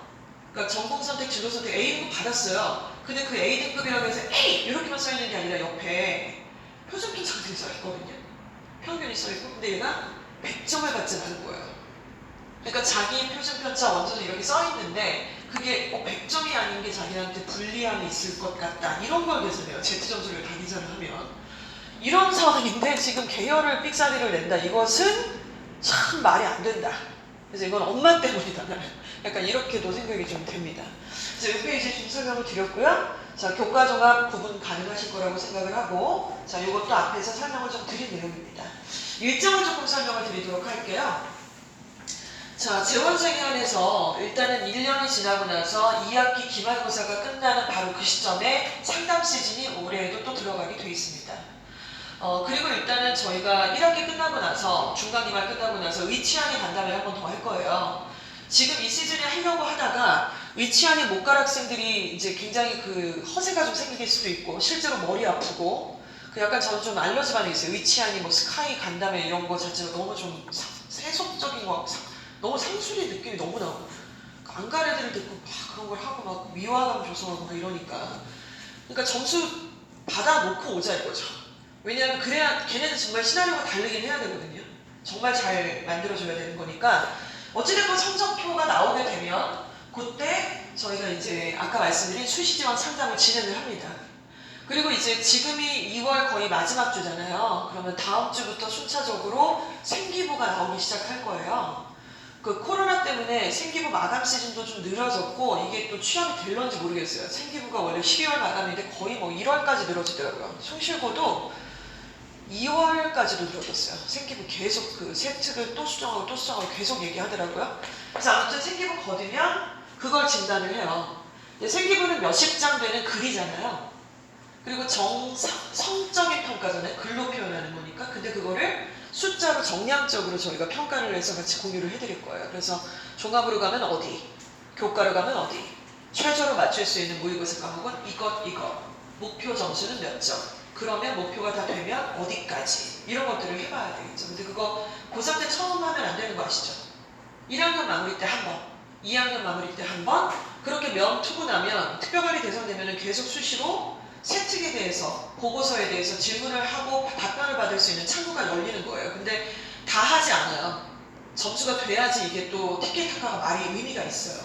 점수 안 되고 성적이 안 되는데 걔한테 생기부를 얘기한다는 것 자체가 서로 부담이에요. 사실 실적도 별로 그렇게 나오지도 않고. 자, 그래서 지금 보여드리는 바로 이 상담 카드입니다. 그러니까 수시지원 상담 카드는 학생이 내신을 저희한테 이제 성적표를 내잖아요. 그리고 모의고사도 내잖아요. 그쵸? 그리고 얘가 어디를 갈 거다라고 얘기를 하게 되면 저희가 이제 추산을 해서 너 교과로 한양대학교 갈 수 있어. 교과 같은 경우는 학부를 예측하는 것이 완전히 가능하죠. 왜냐면 숫자로 얘기하는 거니까요. 그쵸? 자, 그래서 너 교과로 너 지금 1.34 나오잖냐? 그리고 1.51은 이제 전 과목 그런 거고 국영수 과탐만 했을 때 1.34 나오는데 한양대 갈 수 있겠네, 교과로. 그리고 성대도 갈 수 있겠다. 2개. 뭐 이건 보험이에요. 그리고 종합으로 가면은 서강대나 고대 정도 갈 수 있는데 지금 얘는 수학도 1이고 영어도 1이기 때문에 최저를 맞출 수 있다는 조건이 되는 학생이기 때문에 이런 진단이 나오고 그 뒤에 목표 등급들을 저희가 이제 설정을 해줍니다. 목표 등급은 지금 보시면은 전 과목이 1.51인 애한테 1.43의 목표를 챙겨줬어요. 그리고 국영수 탐이 1.34였잖아요. 그럼 얘를 우리가 목표를 어떻게 잡냐면 1.28로 잡는데 그냥 아무렇게나 점수를 때리는 게 아니라 얘가 오를 수 있는 과목이 있을 거예요. 전 과목을 동시에 못 올려요. 그러니까 수학이 계속 안 나오는데 수학도 올리고 영어도 올리고 국어도 올리고 탐구도 웨이 모양이에요. 그렇게 해서 전략이 안 나와요. 유지할 거 냅두고 올릴 수 있는 과목들을 올리라고 해주는 거예요. 요 시즌까지만. 그리고 그것도 올리는 게 3에서 2를 올리고 이런 게 말이 안 돼요 지금. 그래서 0.2짜리, 0. 수능점 두 번째 짜리까지 해서 추산한 점수로 이렇게 숫자를 보여주죠. 그리고 이건 다큐멘터리에 남는 거잖아요. 그러니까 이게 서로 이제 구글 드라이브를 통해서 공유를 하기도 하고 출력해서 드리기도 하는데 이렇게 남겨져 있었을 때 아이가 공유를 하고 실제로 이 점수를 받으면 어디까지 갈 수 있다는 것들을 보여줍니다. 그러면 정말 기가 막히게 가더라고요.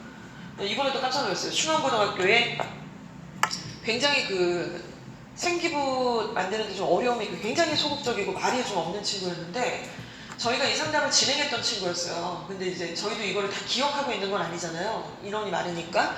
근데 이번에 이제 대학에 합격했다라고 와서 너무 축하한다 연락이 왔어요. 아이한테. 봤더니 저희가 딱 예측했던 그 대학 광운대 컴공과에 딱 붙었더라고요. 그래서 와 정말 너무 좋다, 감사하고 귀하다 이런 생각들이 들었습니다. 우연은 아닐 거라고 생각해요. 이런 과정을 거쳐서 아이가 인지를 하고 학부모님들도 그런 인지들을 하면서 우리가 맞춰져 가는 거니까요. 자, 그리고 생기부를 정량적으로 평가를 한다는 말씀을 드렸습니다. 생기부는 글로 되어 있고 몇십 페이지에 달하지만 아무 말 대잔치는 아니에요. 반드시 들어가야 될 내용들이 있고 불필요한 것들이 분명히 있습니다. 생각보다 필요한 것과 불필요한 것들에 대한 인지, 구분을 잘 못하는 경우들이 너무 많은데 생기부의 진단은 바로 그런 것들을 알아가는 과정이기도 하고요. 진단을 해서 야 너는 생기부가 지금 약간 기스났어. 너 마이너스 0.3점 잘렸어. 어디서? 창체랑 독서에서 빵꾸 났잖아 지금. 이렇게 얘기를 하면 저 몰랐어요. 창체 이 정도면 잘 써준 거라고 생각했는데 보통 그렇게 얘기를 하시거든요. 창체가 왜 빵꾸가 났는지 자세하게 조목조목 얘기를 하는 거죠. 창체인데 왜 너는 학교 일정밖에 없냐. 네가 이 창체를 하면서 너가 했던 그 자율활동에 대한 너만이 했던 방식이라든가 너가 학교나 학급을 위해서 했던 자기주도적인 어떤 활동 같은 게 너무 빠져있다. 너무 자기 잘난 척만 하고 있다. 지금 이 생기부 내용 자체는 너무 그 인성 자체가 묻어나 있지 않다. 이제 이런 것들을 얘기를 하면서 중요한 건 뭐냐면 숫자로 점수해서 이거 해! 진단 나왔어! 가 아니라 앞으로의 방향이에요. 그럼 이제 어떻게 할 거니? 이게 이제 기스가 났는데 이제 어떻게 할 거니? 그러면요 제가 2학년 때는요 창체에서 자율활동 혹은 동아리활동, 진로활동 아까 기스난 부분에서 이런 활동을 하면 어떨까요? 그거보다는 이것도 좋을 것 같아. 이제 이렇게 상담을 한단 말이에요. 이 상담 자체가. 그래서 애보고 어떻게 하라고 하냐면 이걸 쓰라고 해요. 너 동아리 활동이랑 너 지금 컴컴과 간다고 했으니까 물리 과목에서 탐구 보고서 하나 제대로 된 거 진한 거 하나 써야 돼 지금. 주제를 뭘로 잡을 거야? 그럼 주제를 애가 어떻게 잡아요? 솔직히 말해서. 주제를 어떻게 잡아요 애가? 아빠가 뭐 그쪽 계통이 엄마가 무슨 관련 직종 아니면 어떻게 잡습니까? 일단은 아이가 어떤 내용들을 먼저 쓰라고 얘기를 해요. 이제 생기부 진단을 통해서 이렇게 나왔으니까 이것도 상담을 1시간에서 1시간 반 정도 걸립니다. 진행을 해서 먼저 쓰라고 하면은 창체 활동, 학급을 위한 활동이 없다. 이렇게 이제 진단이 나왔어요. 그래서 아까 마이너스가 나왔는데 학생회를 가입하고 새로운 동아리 땡땡땡 가입과 다독을 하고 제공하는 다양한 활동으로 나의 주관을 넣은 비판적인 활동을 만들어 봉사활동은 청소년 운영위원회 지역축제 참가 요양원 봉사 위주로 하기. 이거 실제로 있었던 내용이고요. 이거를 쓴 친구는 지금 충안고등학교 3학년에 올라가고 있는 이과에서 전교 1등하고 있는 친구예요. 그러니까 문과입니다. 문과에서 1등하고 있는 친구인데 이 친구가 일단은 처음에 초안을 쓰는데 상담을 저희가 했잖아요. 그러면 이거를 수정을 해줘요. 어떻게 해야 되는데 이건 좀 아닌 것 같아. 이거는 버리고 이건 약하니까 이런 주제로 써야 될 것 같아. 이제 이렇게 하는데 실제로 1년에 저 상담을 한 번 한다고 해서 저런 결과가 나올 리가 없어요. 수시로 계속 얘기를 해야 돼요. 참고로. 그리고 세특을 어떻게 썼고 2학기 때는 뭘 쓸 거고 1학기 때 뭘 쓸 건지까지도 이거를 계속 해야 되는데 1학년들은 실제로 잘 할 수가 없어요. 그러니까 경험도 부족하고 이해도 좀 부족하기 때문에. 근데 이 과정을 조금 혼나가면서 하니까 2학년 때는 곧잘 해요. 웬만한 애들도 알아듣게 잘 설명을 하는 편이고요. 자, 이런 과정을 걷습니다. 자, 그리고 그 주제 관련된 거는 이주아학원 고등부 네이버 카페에 이제 자세히 좀 탐구 주제 및 여러 가지 입시 관련된 자료들이 올라와 있으니까 참고로 보시면 될 것 같고요. 네, 뭐 이 친구께 자꾸 나오네요. 충안고등학교 이제 3학년 학생이 세특을 작성하는 시즌에 맞춰서 저희한테 아까 슬랙을 통해서 자기가 썼던 그간의 탐구 보고서를 던진 거예요. 이거 좀 봐주세요. 이걸 갖고 세특을 쓸 겁니다. 과목마다 이렇게 썼는데 한번 어떤지 봐주세요. 하루에 지금 이걸 다 버렸어요. 하루에 파일 10개, 20개 파일을 한꺼번에 보낸 거예요, 이게. 그래서 그 부분을 이제 일정을 한 건데, 우리 숭실고등학교는 이제 생기부를 작성하는 시즌이 2학기 기말 끝나고 엄청 바빠요. 그러니까 1학기 끝나고 마무리하는 과목은 거의 많지는 않아요. 몇 개 과목 빼고는 거의 그냥 2학기로 패스를 한다고 보시면 되고, 2학기 기말고사가 끝난 다음부터는 여러 가지 어필을 해야 돼요. 탐구 보고서라든가 생기부가 작성되는 시즌에 이제 세특 같은 것도 적어서 내야 되고 이런 게 그때가 굉장히 바쁘고 예민하게 좀 구셔야 되는 상황이고요. 일정이 정해져 있습니다. 아무렇게나 하진 않고요. 글자 수 맞춰서 써야죠. 선생님이 알아서 정리해 주세요. 이런 선생님들이 싫어하시기 때문에.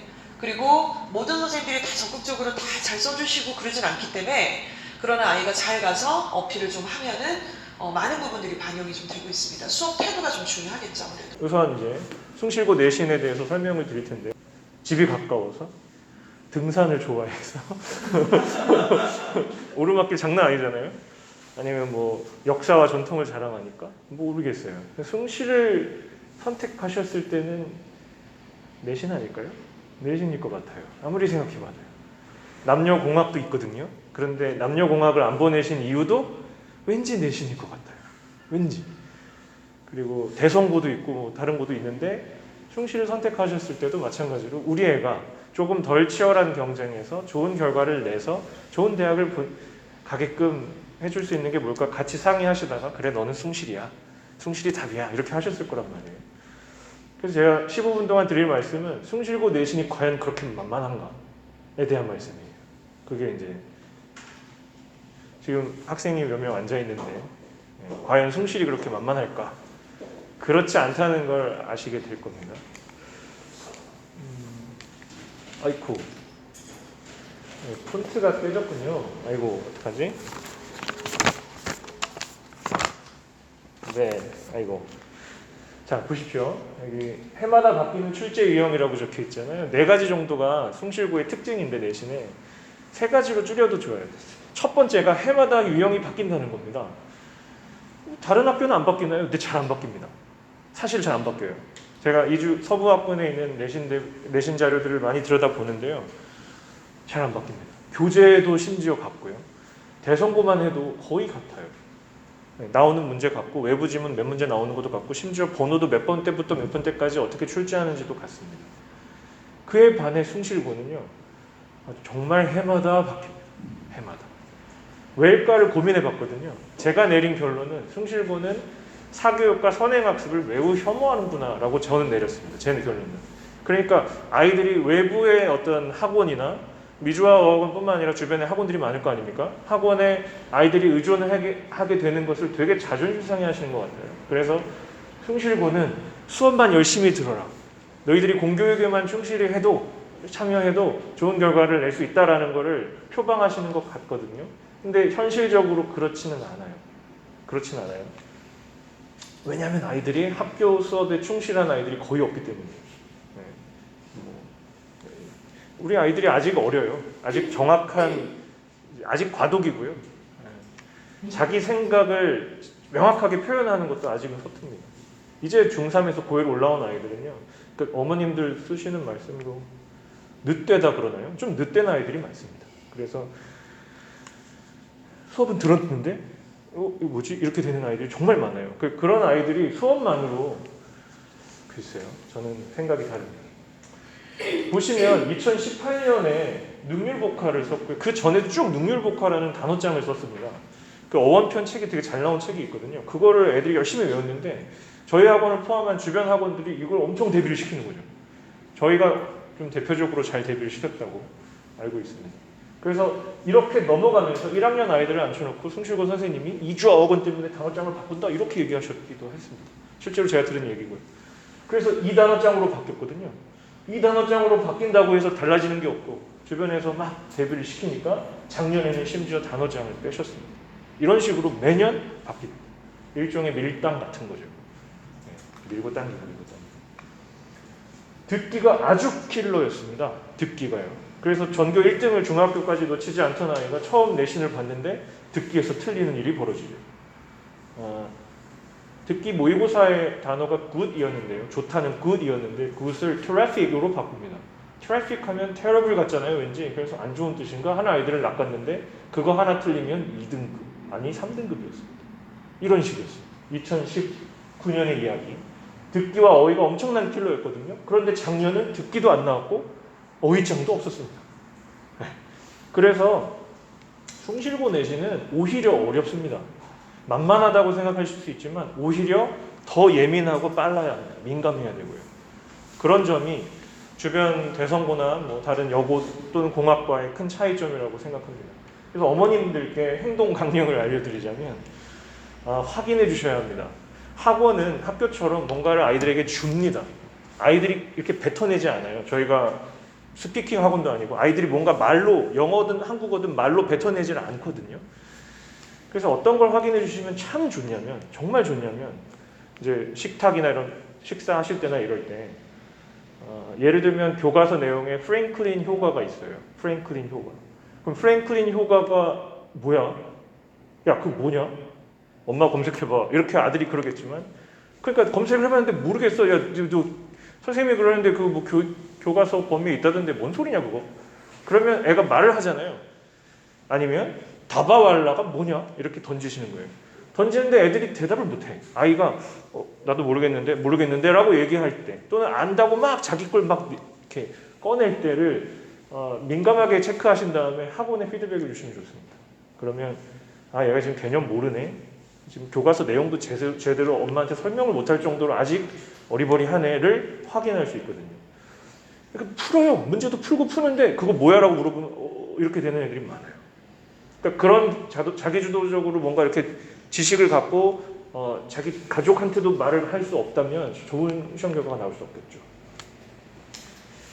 그래서 행동 강령을 드리자면 해마다 바뀌는 출제 유형인데 아이가 학교나 학원 수업에 집중하는지를 어머님께서 그냥 대화로 확인하실 수 있다는 거죠.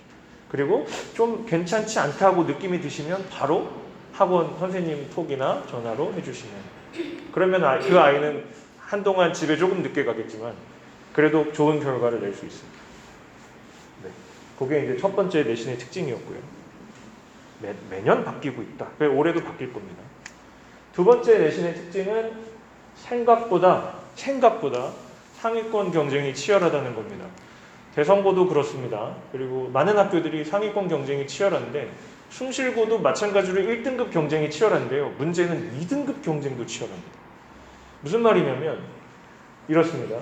제가 아까 말씀드렸던 그 듣기와 어휘가 되게 어렵게 나왔던 그 해에 중간고사가 100점 만점인 아이가 48명이 떴었습니다. 그러면 당연히 1등급이 존재하지 않게 되고요. 1등급이 없는 채로 100점이면 2등급이 되게 됩니다. 따라서 1점이라도 감점이 있었던 학생들은 3등급이 되는 거죠. 이렇게 출제가 됐었던, 듣기 어휘가 킬러였던 그러한 중간고사가 기말고사가 되면서 마찬가지로 1등급은 엄청 치열해졌을 거 아닙니까? 자, 이 해가 아닌 다음 해의 기말고사를 잠깐 보시면 상위권은 여전히 하나 틀리면 2등급입니다. 거의 매년 그랬거든요. 거의 매년. 심지어 이 해만은 다 맞아도 2등급이었으니까.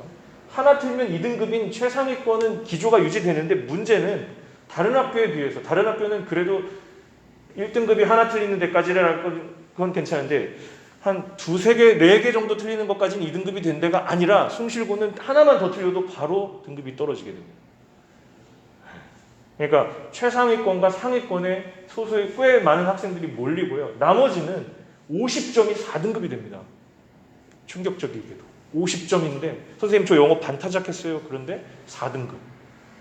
2개 틀렸어요? 3등급. 느낌 오십니까?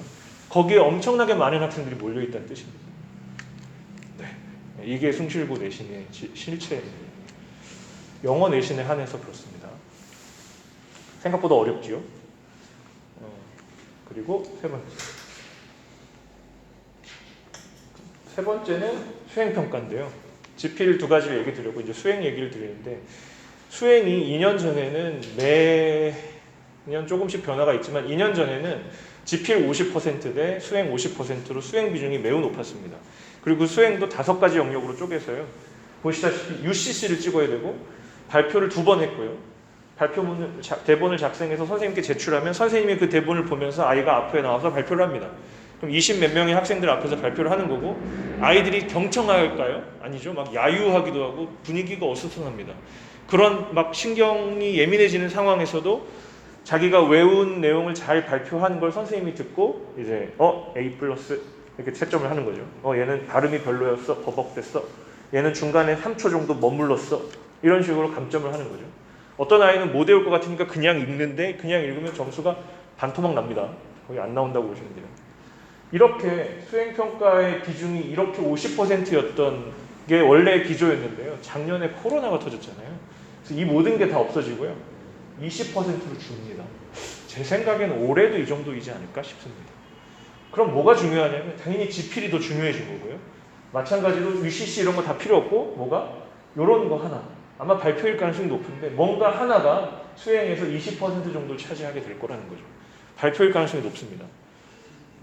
아직 뚜껑을 열어보지 않았지만 추정컨대 발표일 가능성이 높고요. 그 1학기 때 작년에 발표는 자기소개였습니다. 그리고 이제 그 이후에는 자기 직업과 관련돼서 나는 앞으로 이런 직업을 가질 건데 이유는 몇 가지가 있다 하고 설명하는 그런 글이었죠. 이따가 자세히 보여드릴게요. 그리고 생기부는 아까 원장님께서 설명을 이미 충분히 하셨을 것 같은데요. 학종으로 갈 친구들이 많죠. 생기부를 미리미리 좀 챙기셔야 됩니다. 되게 중요합니다. 그것도 이따가 자세히 설명하겠지만요. 뭔가 좀 미리라는 두 글자를 꼭 기억하셔야 됩니다. 뭔가를 미리 앞서서 선생님 저 이거 한번 봐주실래요? 왜? 저 이거 잘 쓰면 선생님이 교과 세트에다가 뭘 넣어주시기로 했어요. 그래? 이거 언제까지니? 내일이요. 어떤 아이는 12일 전에 말합니다. 선생님 제가 다음 주에 이런 일이 있는데 요거 좀 봐주시면 시간 날 때 봐주시면 어떨까요? 근데 내가 너무 많은 입김을 불어넣으면 선생님이 귀신같이 아신다. 그러니까 네가 틀린 문법이나 이런 것만 봐준다. 이렇게 해서 봐주죠. 그런 아이들은 좋은 결과가 있죠. 근데 내일이요. 심지어 당일 새벽이요. 오늘이요. 이러면 좋은 결과가 없죠. 미리 항상 미리. 책도 미리.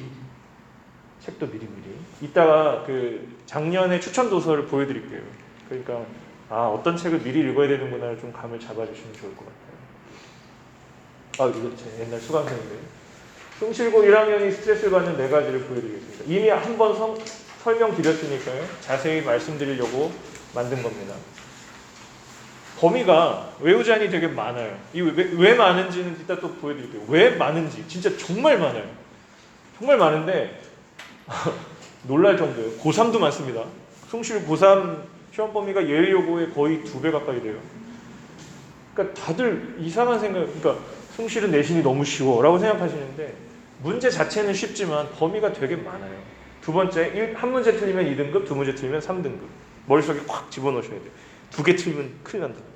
하나 틀려도 어떻게 그러니까 중간을 하나 틀리면 기말 때 다 맞아서 회복할 수 있지만 그게 아니면 위험하다 생각하셔야 돼요. 한 번 말할 때 더듬어도 수행평가에 감점이 생기죠. 그죠? 지금 굉장히 어려워요, 지금 생각보다. 한 발 앞서 챙겨야 하는 세특과 대해줍니다. 이렇게. 미리. 그죠? 이것도 미리죠? 연습을 많이 하면 할수록 당연히 좋은 결과가 있을 테니까요. 그렇죠? 전부 다 그렇다. 하나씩 보죠. 외우자니 특별히 많다. 보세요. 1학기 중간, 작년 얘기입니다. 1학기 중간에 교과서 범위가 5과였습니다. 이러면 중학교 3학년 친구들이 내신 대비했을 때 보통 짧은 진도가 한 3과 들어가거든요. 프린트 조금 하고. 그거에 비하면 압도적으로 많습니다. 고등학교는 교과서 되게 볼륨이 커요. 5과인데 게다가 객관식이 몇 문제인지 이걸 시험에 낼지 말지 이런 얘기가 전혀 없었습니다. 게다가 이게 온라인 클래스였죠. 그러니까 아이들은 멘탈이 깨지죠. 그리고 시험을 봤는데 하나 틀렸는데 2등급이라고. 이렇게 됩니다. 그리고 교과서 3과. 기말로 내려오면 교과서가 좀 줄지만 악명 높은 리딩 파워라는 부교재가 들어갔었습니다. 이 교재는 일단 수능 기출 지문이 들어있어요. 그 정도예요. 그러니까 느낌이 다르잖아요. 고등학교 1학년 처음 된 아이들이 보기에 되게 어려운 지문이 많아요. 그 다음에 뒤에 있는 부분은 그 책의 후반부에는 이 책을 출판한 부분, 연구진이 이제 원서나 이런 데서 따서 어디에도 기출 자료가 아닌 거를 갖고 직접 쓰거나 문제를 만들었는데 그게 굉장히 어려워요. 이런 걸 가지고 문법 개념이 8개, 거기에 딸린 건 한 개념당 20개 정도의 문장이 생겨요. 그러면 그 문장을 8개니까 160. 그죠? 20개니까 160개. 그리고 지문 20개. 거의 모의고사 한 세트 느낌이 나죠. 그죠? 좀 더 될 수도 있고, 한 세트 정도 됩니다. 이러던 것이 교과서를 줄이고, 이미 여기서 8과를 다 해버렸으니까요. 교과서를 줄이고, 부교재를 4과를 넣게 됩니다. 이러면 지문이 훨씬 더 많아집니다. 이것도 많은데요. 여기에 딸린 예문을 보면 320개가 됩니다. 단문 320개를 외워야 된다고 생각해보세요. 그리고 대망의 기말이죠. 5과. 아이들이 울어요. 그냥 못해요. 그냥. 이렇게 되면 20개, 400개 넘게 돼요. 400개가 넘는 단문을 문법 오류를 내고 그걸 고치라고 하면 애들이 진짜 멘붕이 빠집니다. 지문도 50개나 되고요. 고3도 아니고. 이렇게 작년 1학년들이 봤던 시험 범위가 이렇게 나옵니다. 근데 문제는 쉬워요. 봐야 될 건 많은데 문제는 그렇게 어렵진 않아요. 그러니까 느낌 오시죠? 어머니께서 이제 감을 잡으셨어요. 숭실고 내신은 범위로 괴롭히는, 숭실고 내신은 영어 내신은 범위가 장난이 아니구나. 봐야 될 게 많구나. 막상 시험 문제가 어렵진 않지만 일단 많이 보게 하는구나. 기억하시면 됩니다. 대성고랑 비교해 보시면 대성고는 교과서 한과 들어가는데 거기는 지약사 거 쓰거든요. 한과 들어가고 고1 모의고사니까 여기 있는 책에 있는 그 글의 수준과 이거의 수준은 하늘과 땅 차이예요. 고1 모의고사는 쉬워요. 그거에 이제 뭐 중간이면 3월, 기말이면 6월, 다음에 9월, 11월 이런 식으로 내고요. 3개 정도 들어갑니다.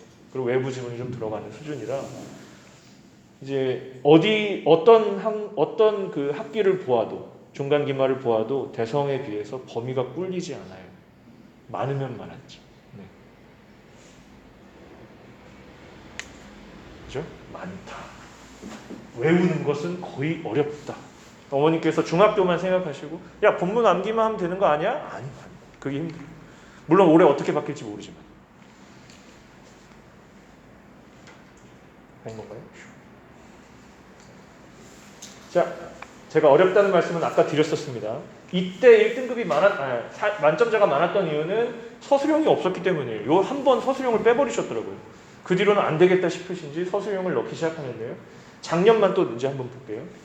작년은 컷들이 다 이랬습니다. 1등급 컷이 첫 번째는 쉽게 내고, 그러니까 1학기 중간은 아무래도 처음 들어온 아이들이 적응을 해야 되기 때문에 조금 쉽게 내시는 편이에요. 더. 그리고 나서 나머지 3개인데요. 특히 이 1학기 기말부터 갑자기 체감이 어려워질 거예요. 보세요. 어법 어휘를 여기서는 3문제 정도밖에 안 냈다면 여기서는 13문제를 내고 3문제 좀 더 냈군요. 13문제까지는 안 냈었거든요. 13문제면 거의 시험의 반 이상이잖아요. 그리고 그것만의 배점도 53.2점으로 출제하셨어요. 확 달라지는 거죠. 애들이 여기서 갑자기 온탕에서 열탕으로 들어간다고 할까요? 그러고 나서는 비슷한 식으로 출제가 되죠. 다만 기조는 작년에 똑같았어요. 25문항, 백관식 20문항에 주관식 5문항으로 계속 유지하셨고요. 올해는 어떻게 바뀔지 모르지만 중간고사의 유형이 거의 기말까지 쭉 다음 학기까지 가는 편입니다.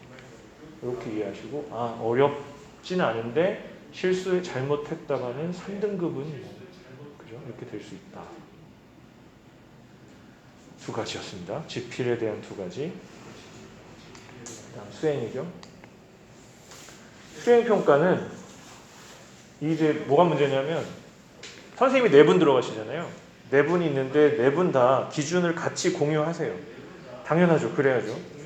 또 작년 많이 좋아지신 것 같아요. 그 기준이 훨씬 더 체감되는 정도로 이렇게 동일하게 가시는 것 같고요. 근데 문제는 그래도 불구하고 사람이 하는 거잖아요. 그러니까 제가 학원에서 연습을 시켜요. 아이들 2명을. 발음을 제가 보고 조금 고쳐주죠. 그럼 이 아이의 발음이 한 어느 정도다. 이 아이의 발음도 비슷하다라고 했을 때 다른 반으로 들어가서 선생님이 다르니까 이 아이는 발음에 대한 지적이 없는데 이 아이는 발음에 대한 지적이 있는 식이에요. 어쩔 수 없어요. 사람이 하니까. 평가를 사람이 하기 때문에 선생님의 그 성향도 잘 파악해야 되는 거예요. 그래서 한 번 더듬었는데 어떤 아이는 저 감점 당했어요 라고 오고 어떤 아이는 저 한 번 더듬었는데 감점 안 당했다고 합니다. 재밌죠? 그 뭐 학교에 항의하시라는 얘기는 전혀 아니고요. 그만큼 무감점을 노력해야 돼요. 미리 준비해야 되는 얘기고요. 보통 학교에서는 번역기를 허용합니다. 그것도 재밌는데 예일여고는 절대 허용하지 않잖아요. 근데 숭실고는 번역기를 허용합니다. 심지어 학교에서 하라고 합니다. 그러니까 수업 시간에 이제 우리말로 작성한 다음에 작성한 걸 번역기로 돌려봐. 그런 다음에 그 돌린 거를 네가 보고 잘 적어 제출해. 이렇게 돼요. 그럼 괜찮을 것 같죠? 다 만점일 것 같죠? 그죠? 절대 아닙니다. 왜냐하면 아이들의 국어가 엉망이기 때문인데 우리말이 되게 이상해서 그래요. 제가 하드에 안 버리고 남은 게 많거든요.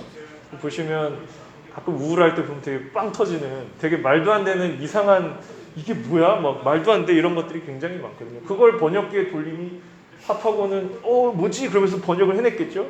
그걸 막 발표하는 거예요. 외워가지고.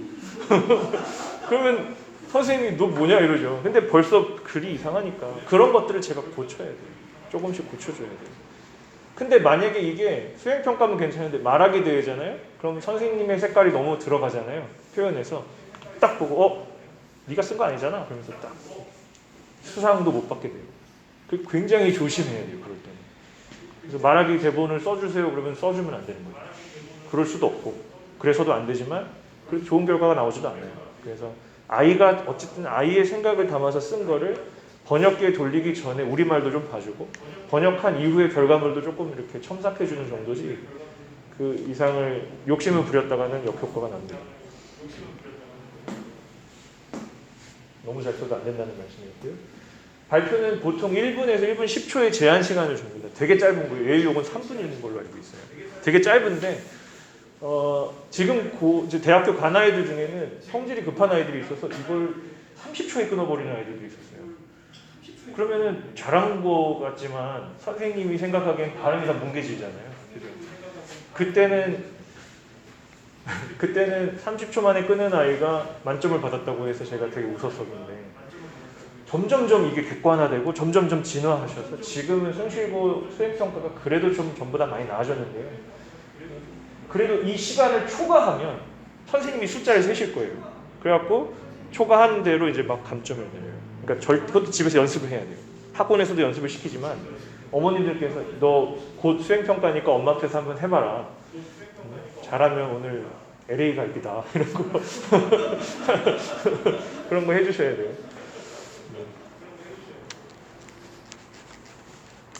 UCC도 이제 없어졌는데 사실 저는 이게 없어져야 된다고 생각해요. 왜냐하면 UCC를 선생님이 절반 평가하고 나머지 애들이 투표해서 절반 평가하는데 그러면 공부 잘하고 상위권 학생들한테 견제를 해요.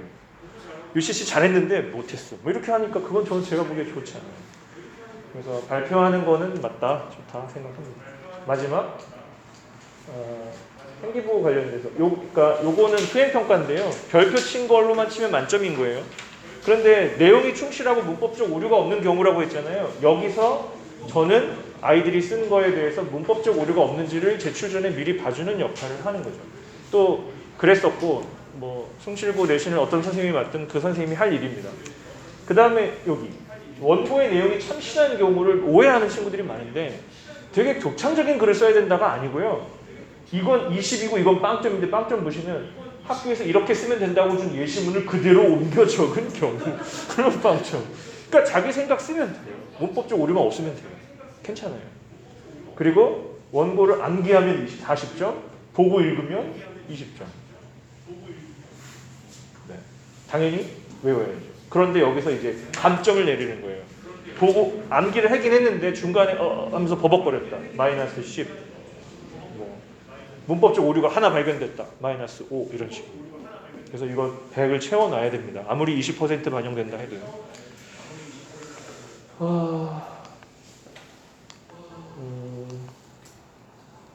네. 영문 이게 지금 영어 추천 도서가 적혀 있는데요.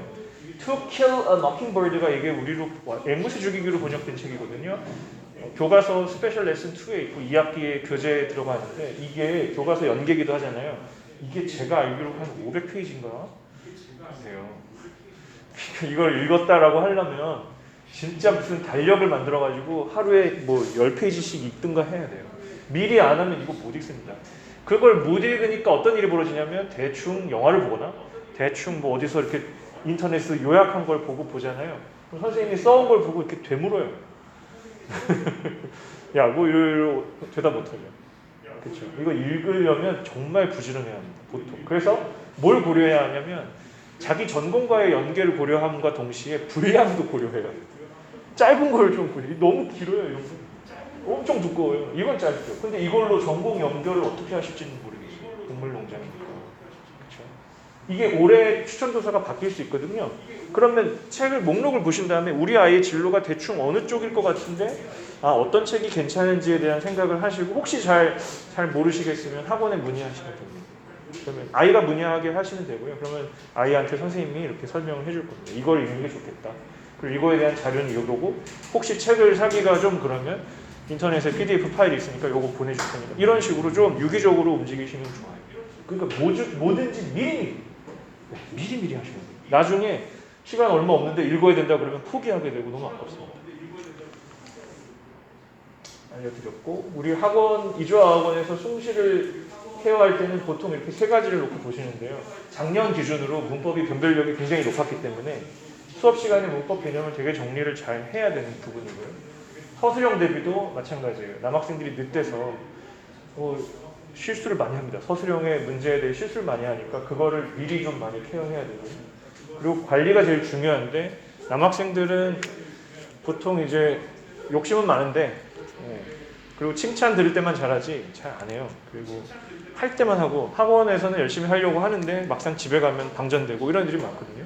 그래서 이런 아이들은 계속 일주일 단위로 뭔가 미션을 줘야 돼요. 이것까지 이번 주에 해야 된다는 걸 미션을 계속 줘야 되고 그 미션을 잘 수행하고 있는지에 대해서 이제 밴드나 카카오톡으로 저희는 밴드가 다 학교마다 있거든요.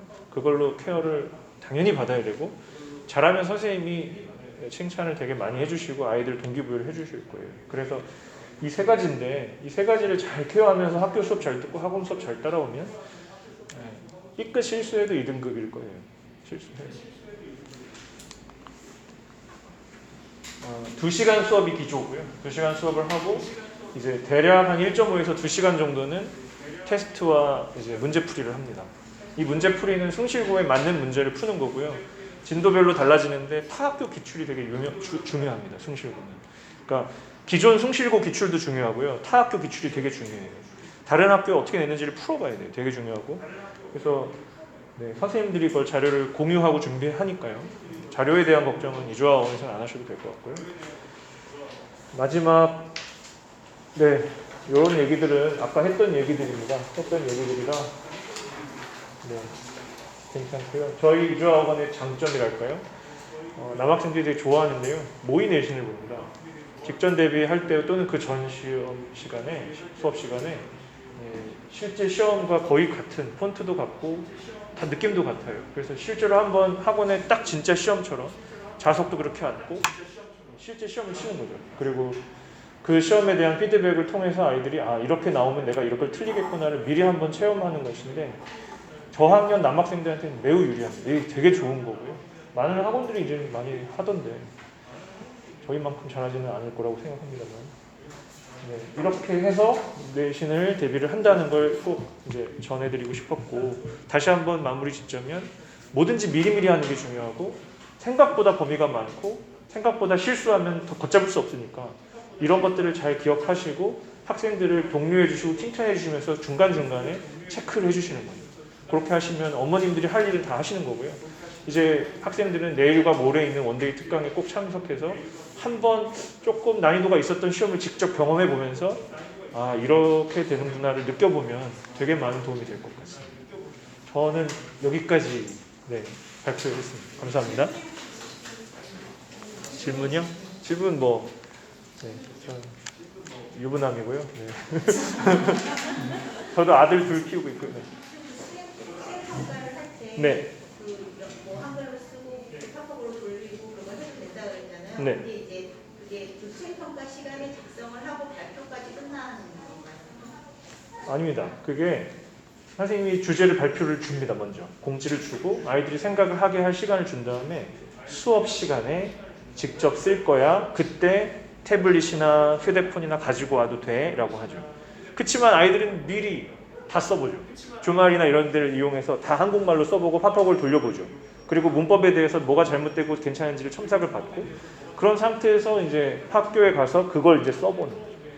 그래서 쓰고 선생님이 그 시간 동안 써서 제출하라고 하거든요. 걷어가요. 그러면 걷어가면 그 걷어간 걸 아이들은 갖고 있을 거 아닙니까? 그걸 외우죠. 그리고 그 다음 시간에 발표를 하게 하는데 뭐 어떤 반은 1번부터 발표하고 어떤 반은 손드는 애들에게 발표하면서 걔는 한 번 버벅거려도 봐준다고 하고 뭐 그런 식으로 그건 유도를 이렇게 하고요. 애들이 나와서 발표할 때 선생님이 요런 데 앉아가지고 이제 이렇게 그 애가 낸 스크립트를 보면서 체크를 하는 거죠. 여기 틀렸네, 여기 잘했네 이렇게 해서 끝나고 나면 넌 A뿔 뭐 이런 식으로 말해주시는 그런 형태입니다. 네. 학교 추천 영어 도서 네. 이 권속에서 하나를 읽어서 발표를 어떻게 한다는 거죠? 그게요.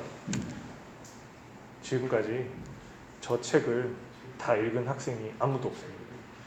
제가 더 기본만 있습니다. 더 기본 이주어학원, 이주와 어학원 중등부의 그 추천 도서였기 때문에 그것만 읽고 이 추천 도서를 읽은 학생이 전교 1등을 포함해서 없습니다. 그래서 저도 참 민망한데요.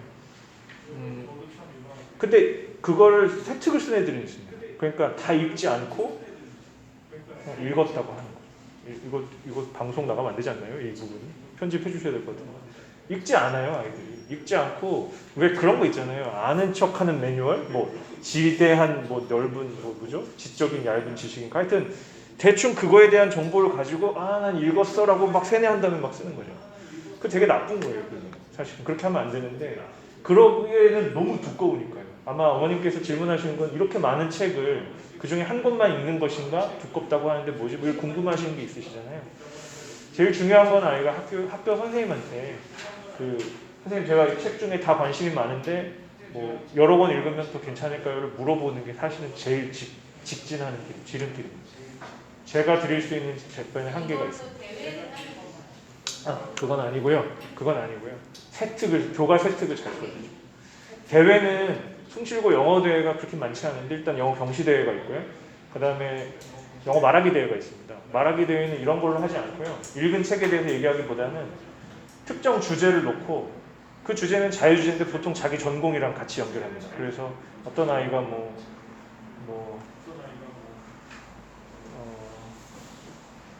미세먼지? 뭐 환경과 관련된 그런 걸 하겠다 그러면 그런 미세먼지에 대해서 실태나 이런 거에 대해서 말하기를 만들고 어떻게 하면 우리가 생활 속에서 미세먼지를 줄일 수 있는지에 대해서 발표를 하면 선생님이 보고 이제 점수를 매겨서 판단하시는 거죠. 그러니까 영어 세특이 의외로 쓰기가 어려워요. 생각보다. 그래서 보통은 수업 시간에 선생님이 얘기하시는 말들을 잘 들어보면 이런 거죠. 아, 이런 거에 대해서 발표하면 참 좋은데 뭐 이런 말들을 잘 적어내요.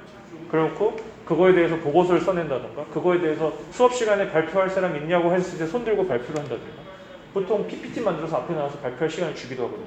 그러니까 그런 것들을 잘 써먹어요. 그래서 영어 세특을 잘 주는 그 사람들은 보통 학교마다 그 과목 그 부장을 세우는데 영어 부장하는 애들한테는 그런 기회를 주고 세특을 잘 써주기도 하고 이런 식으로. 선생님마다 너무 달라요, 사실은. 어떤 선생님이 1학년 영어를 맡을지 모르겠는데 기존 선생님들은 대충 그랬습니다. 네. 책은 원서로 읽어야 되는 건가요? 책은 원서로 읽어야 하지만 번역본도 다 나와 있죠. 여기 나온 모든 책들은 번역본이 있으니까 같이 대역으로 보시면 돼요. 생각보다 영어 원서에 대해서 고민과 질문이 많으신 것 같은데 그거보단 지필이 더 중요하고요. 네. 고생하셨습니다. 네.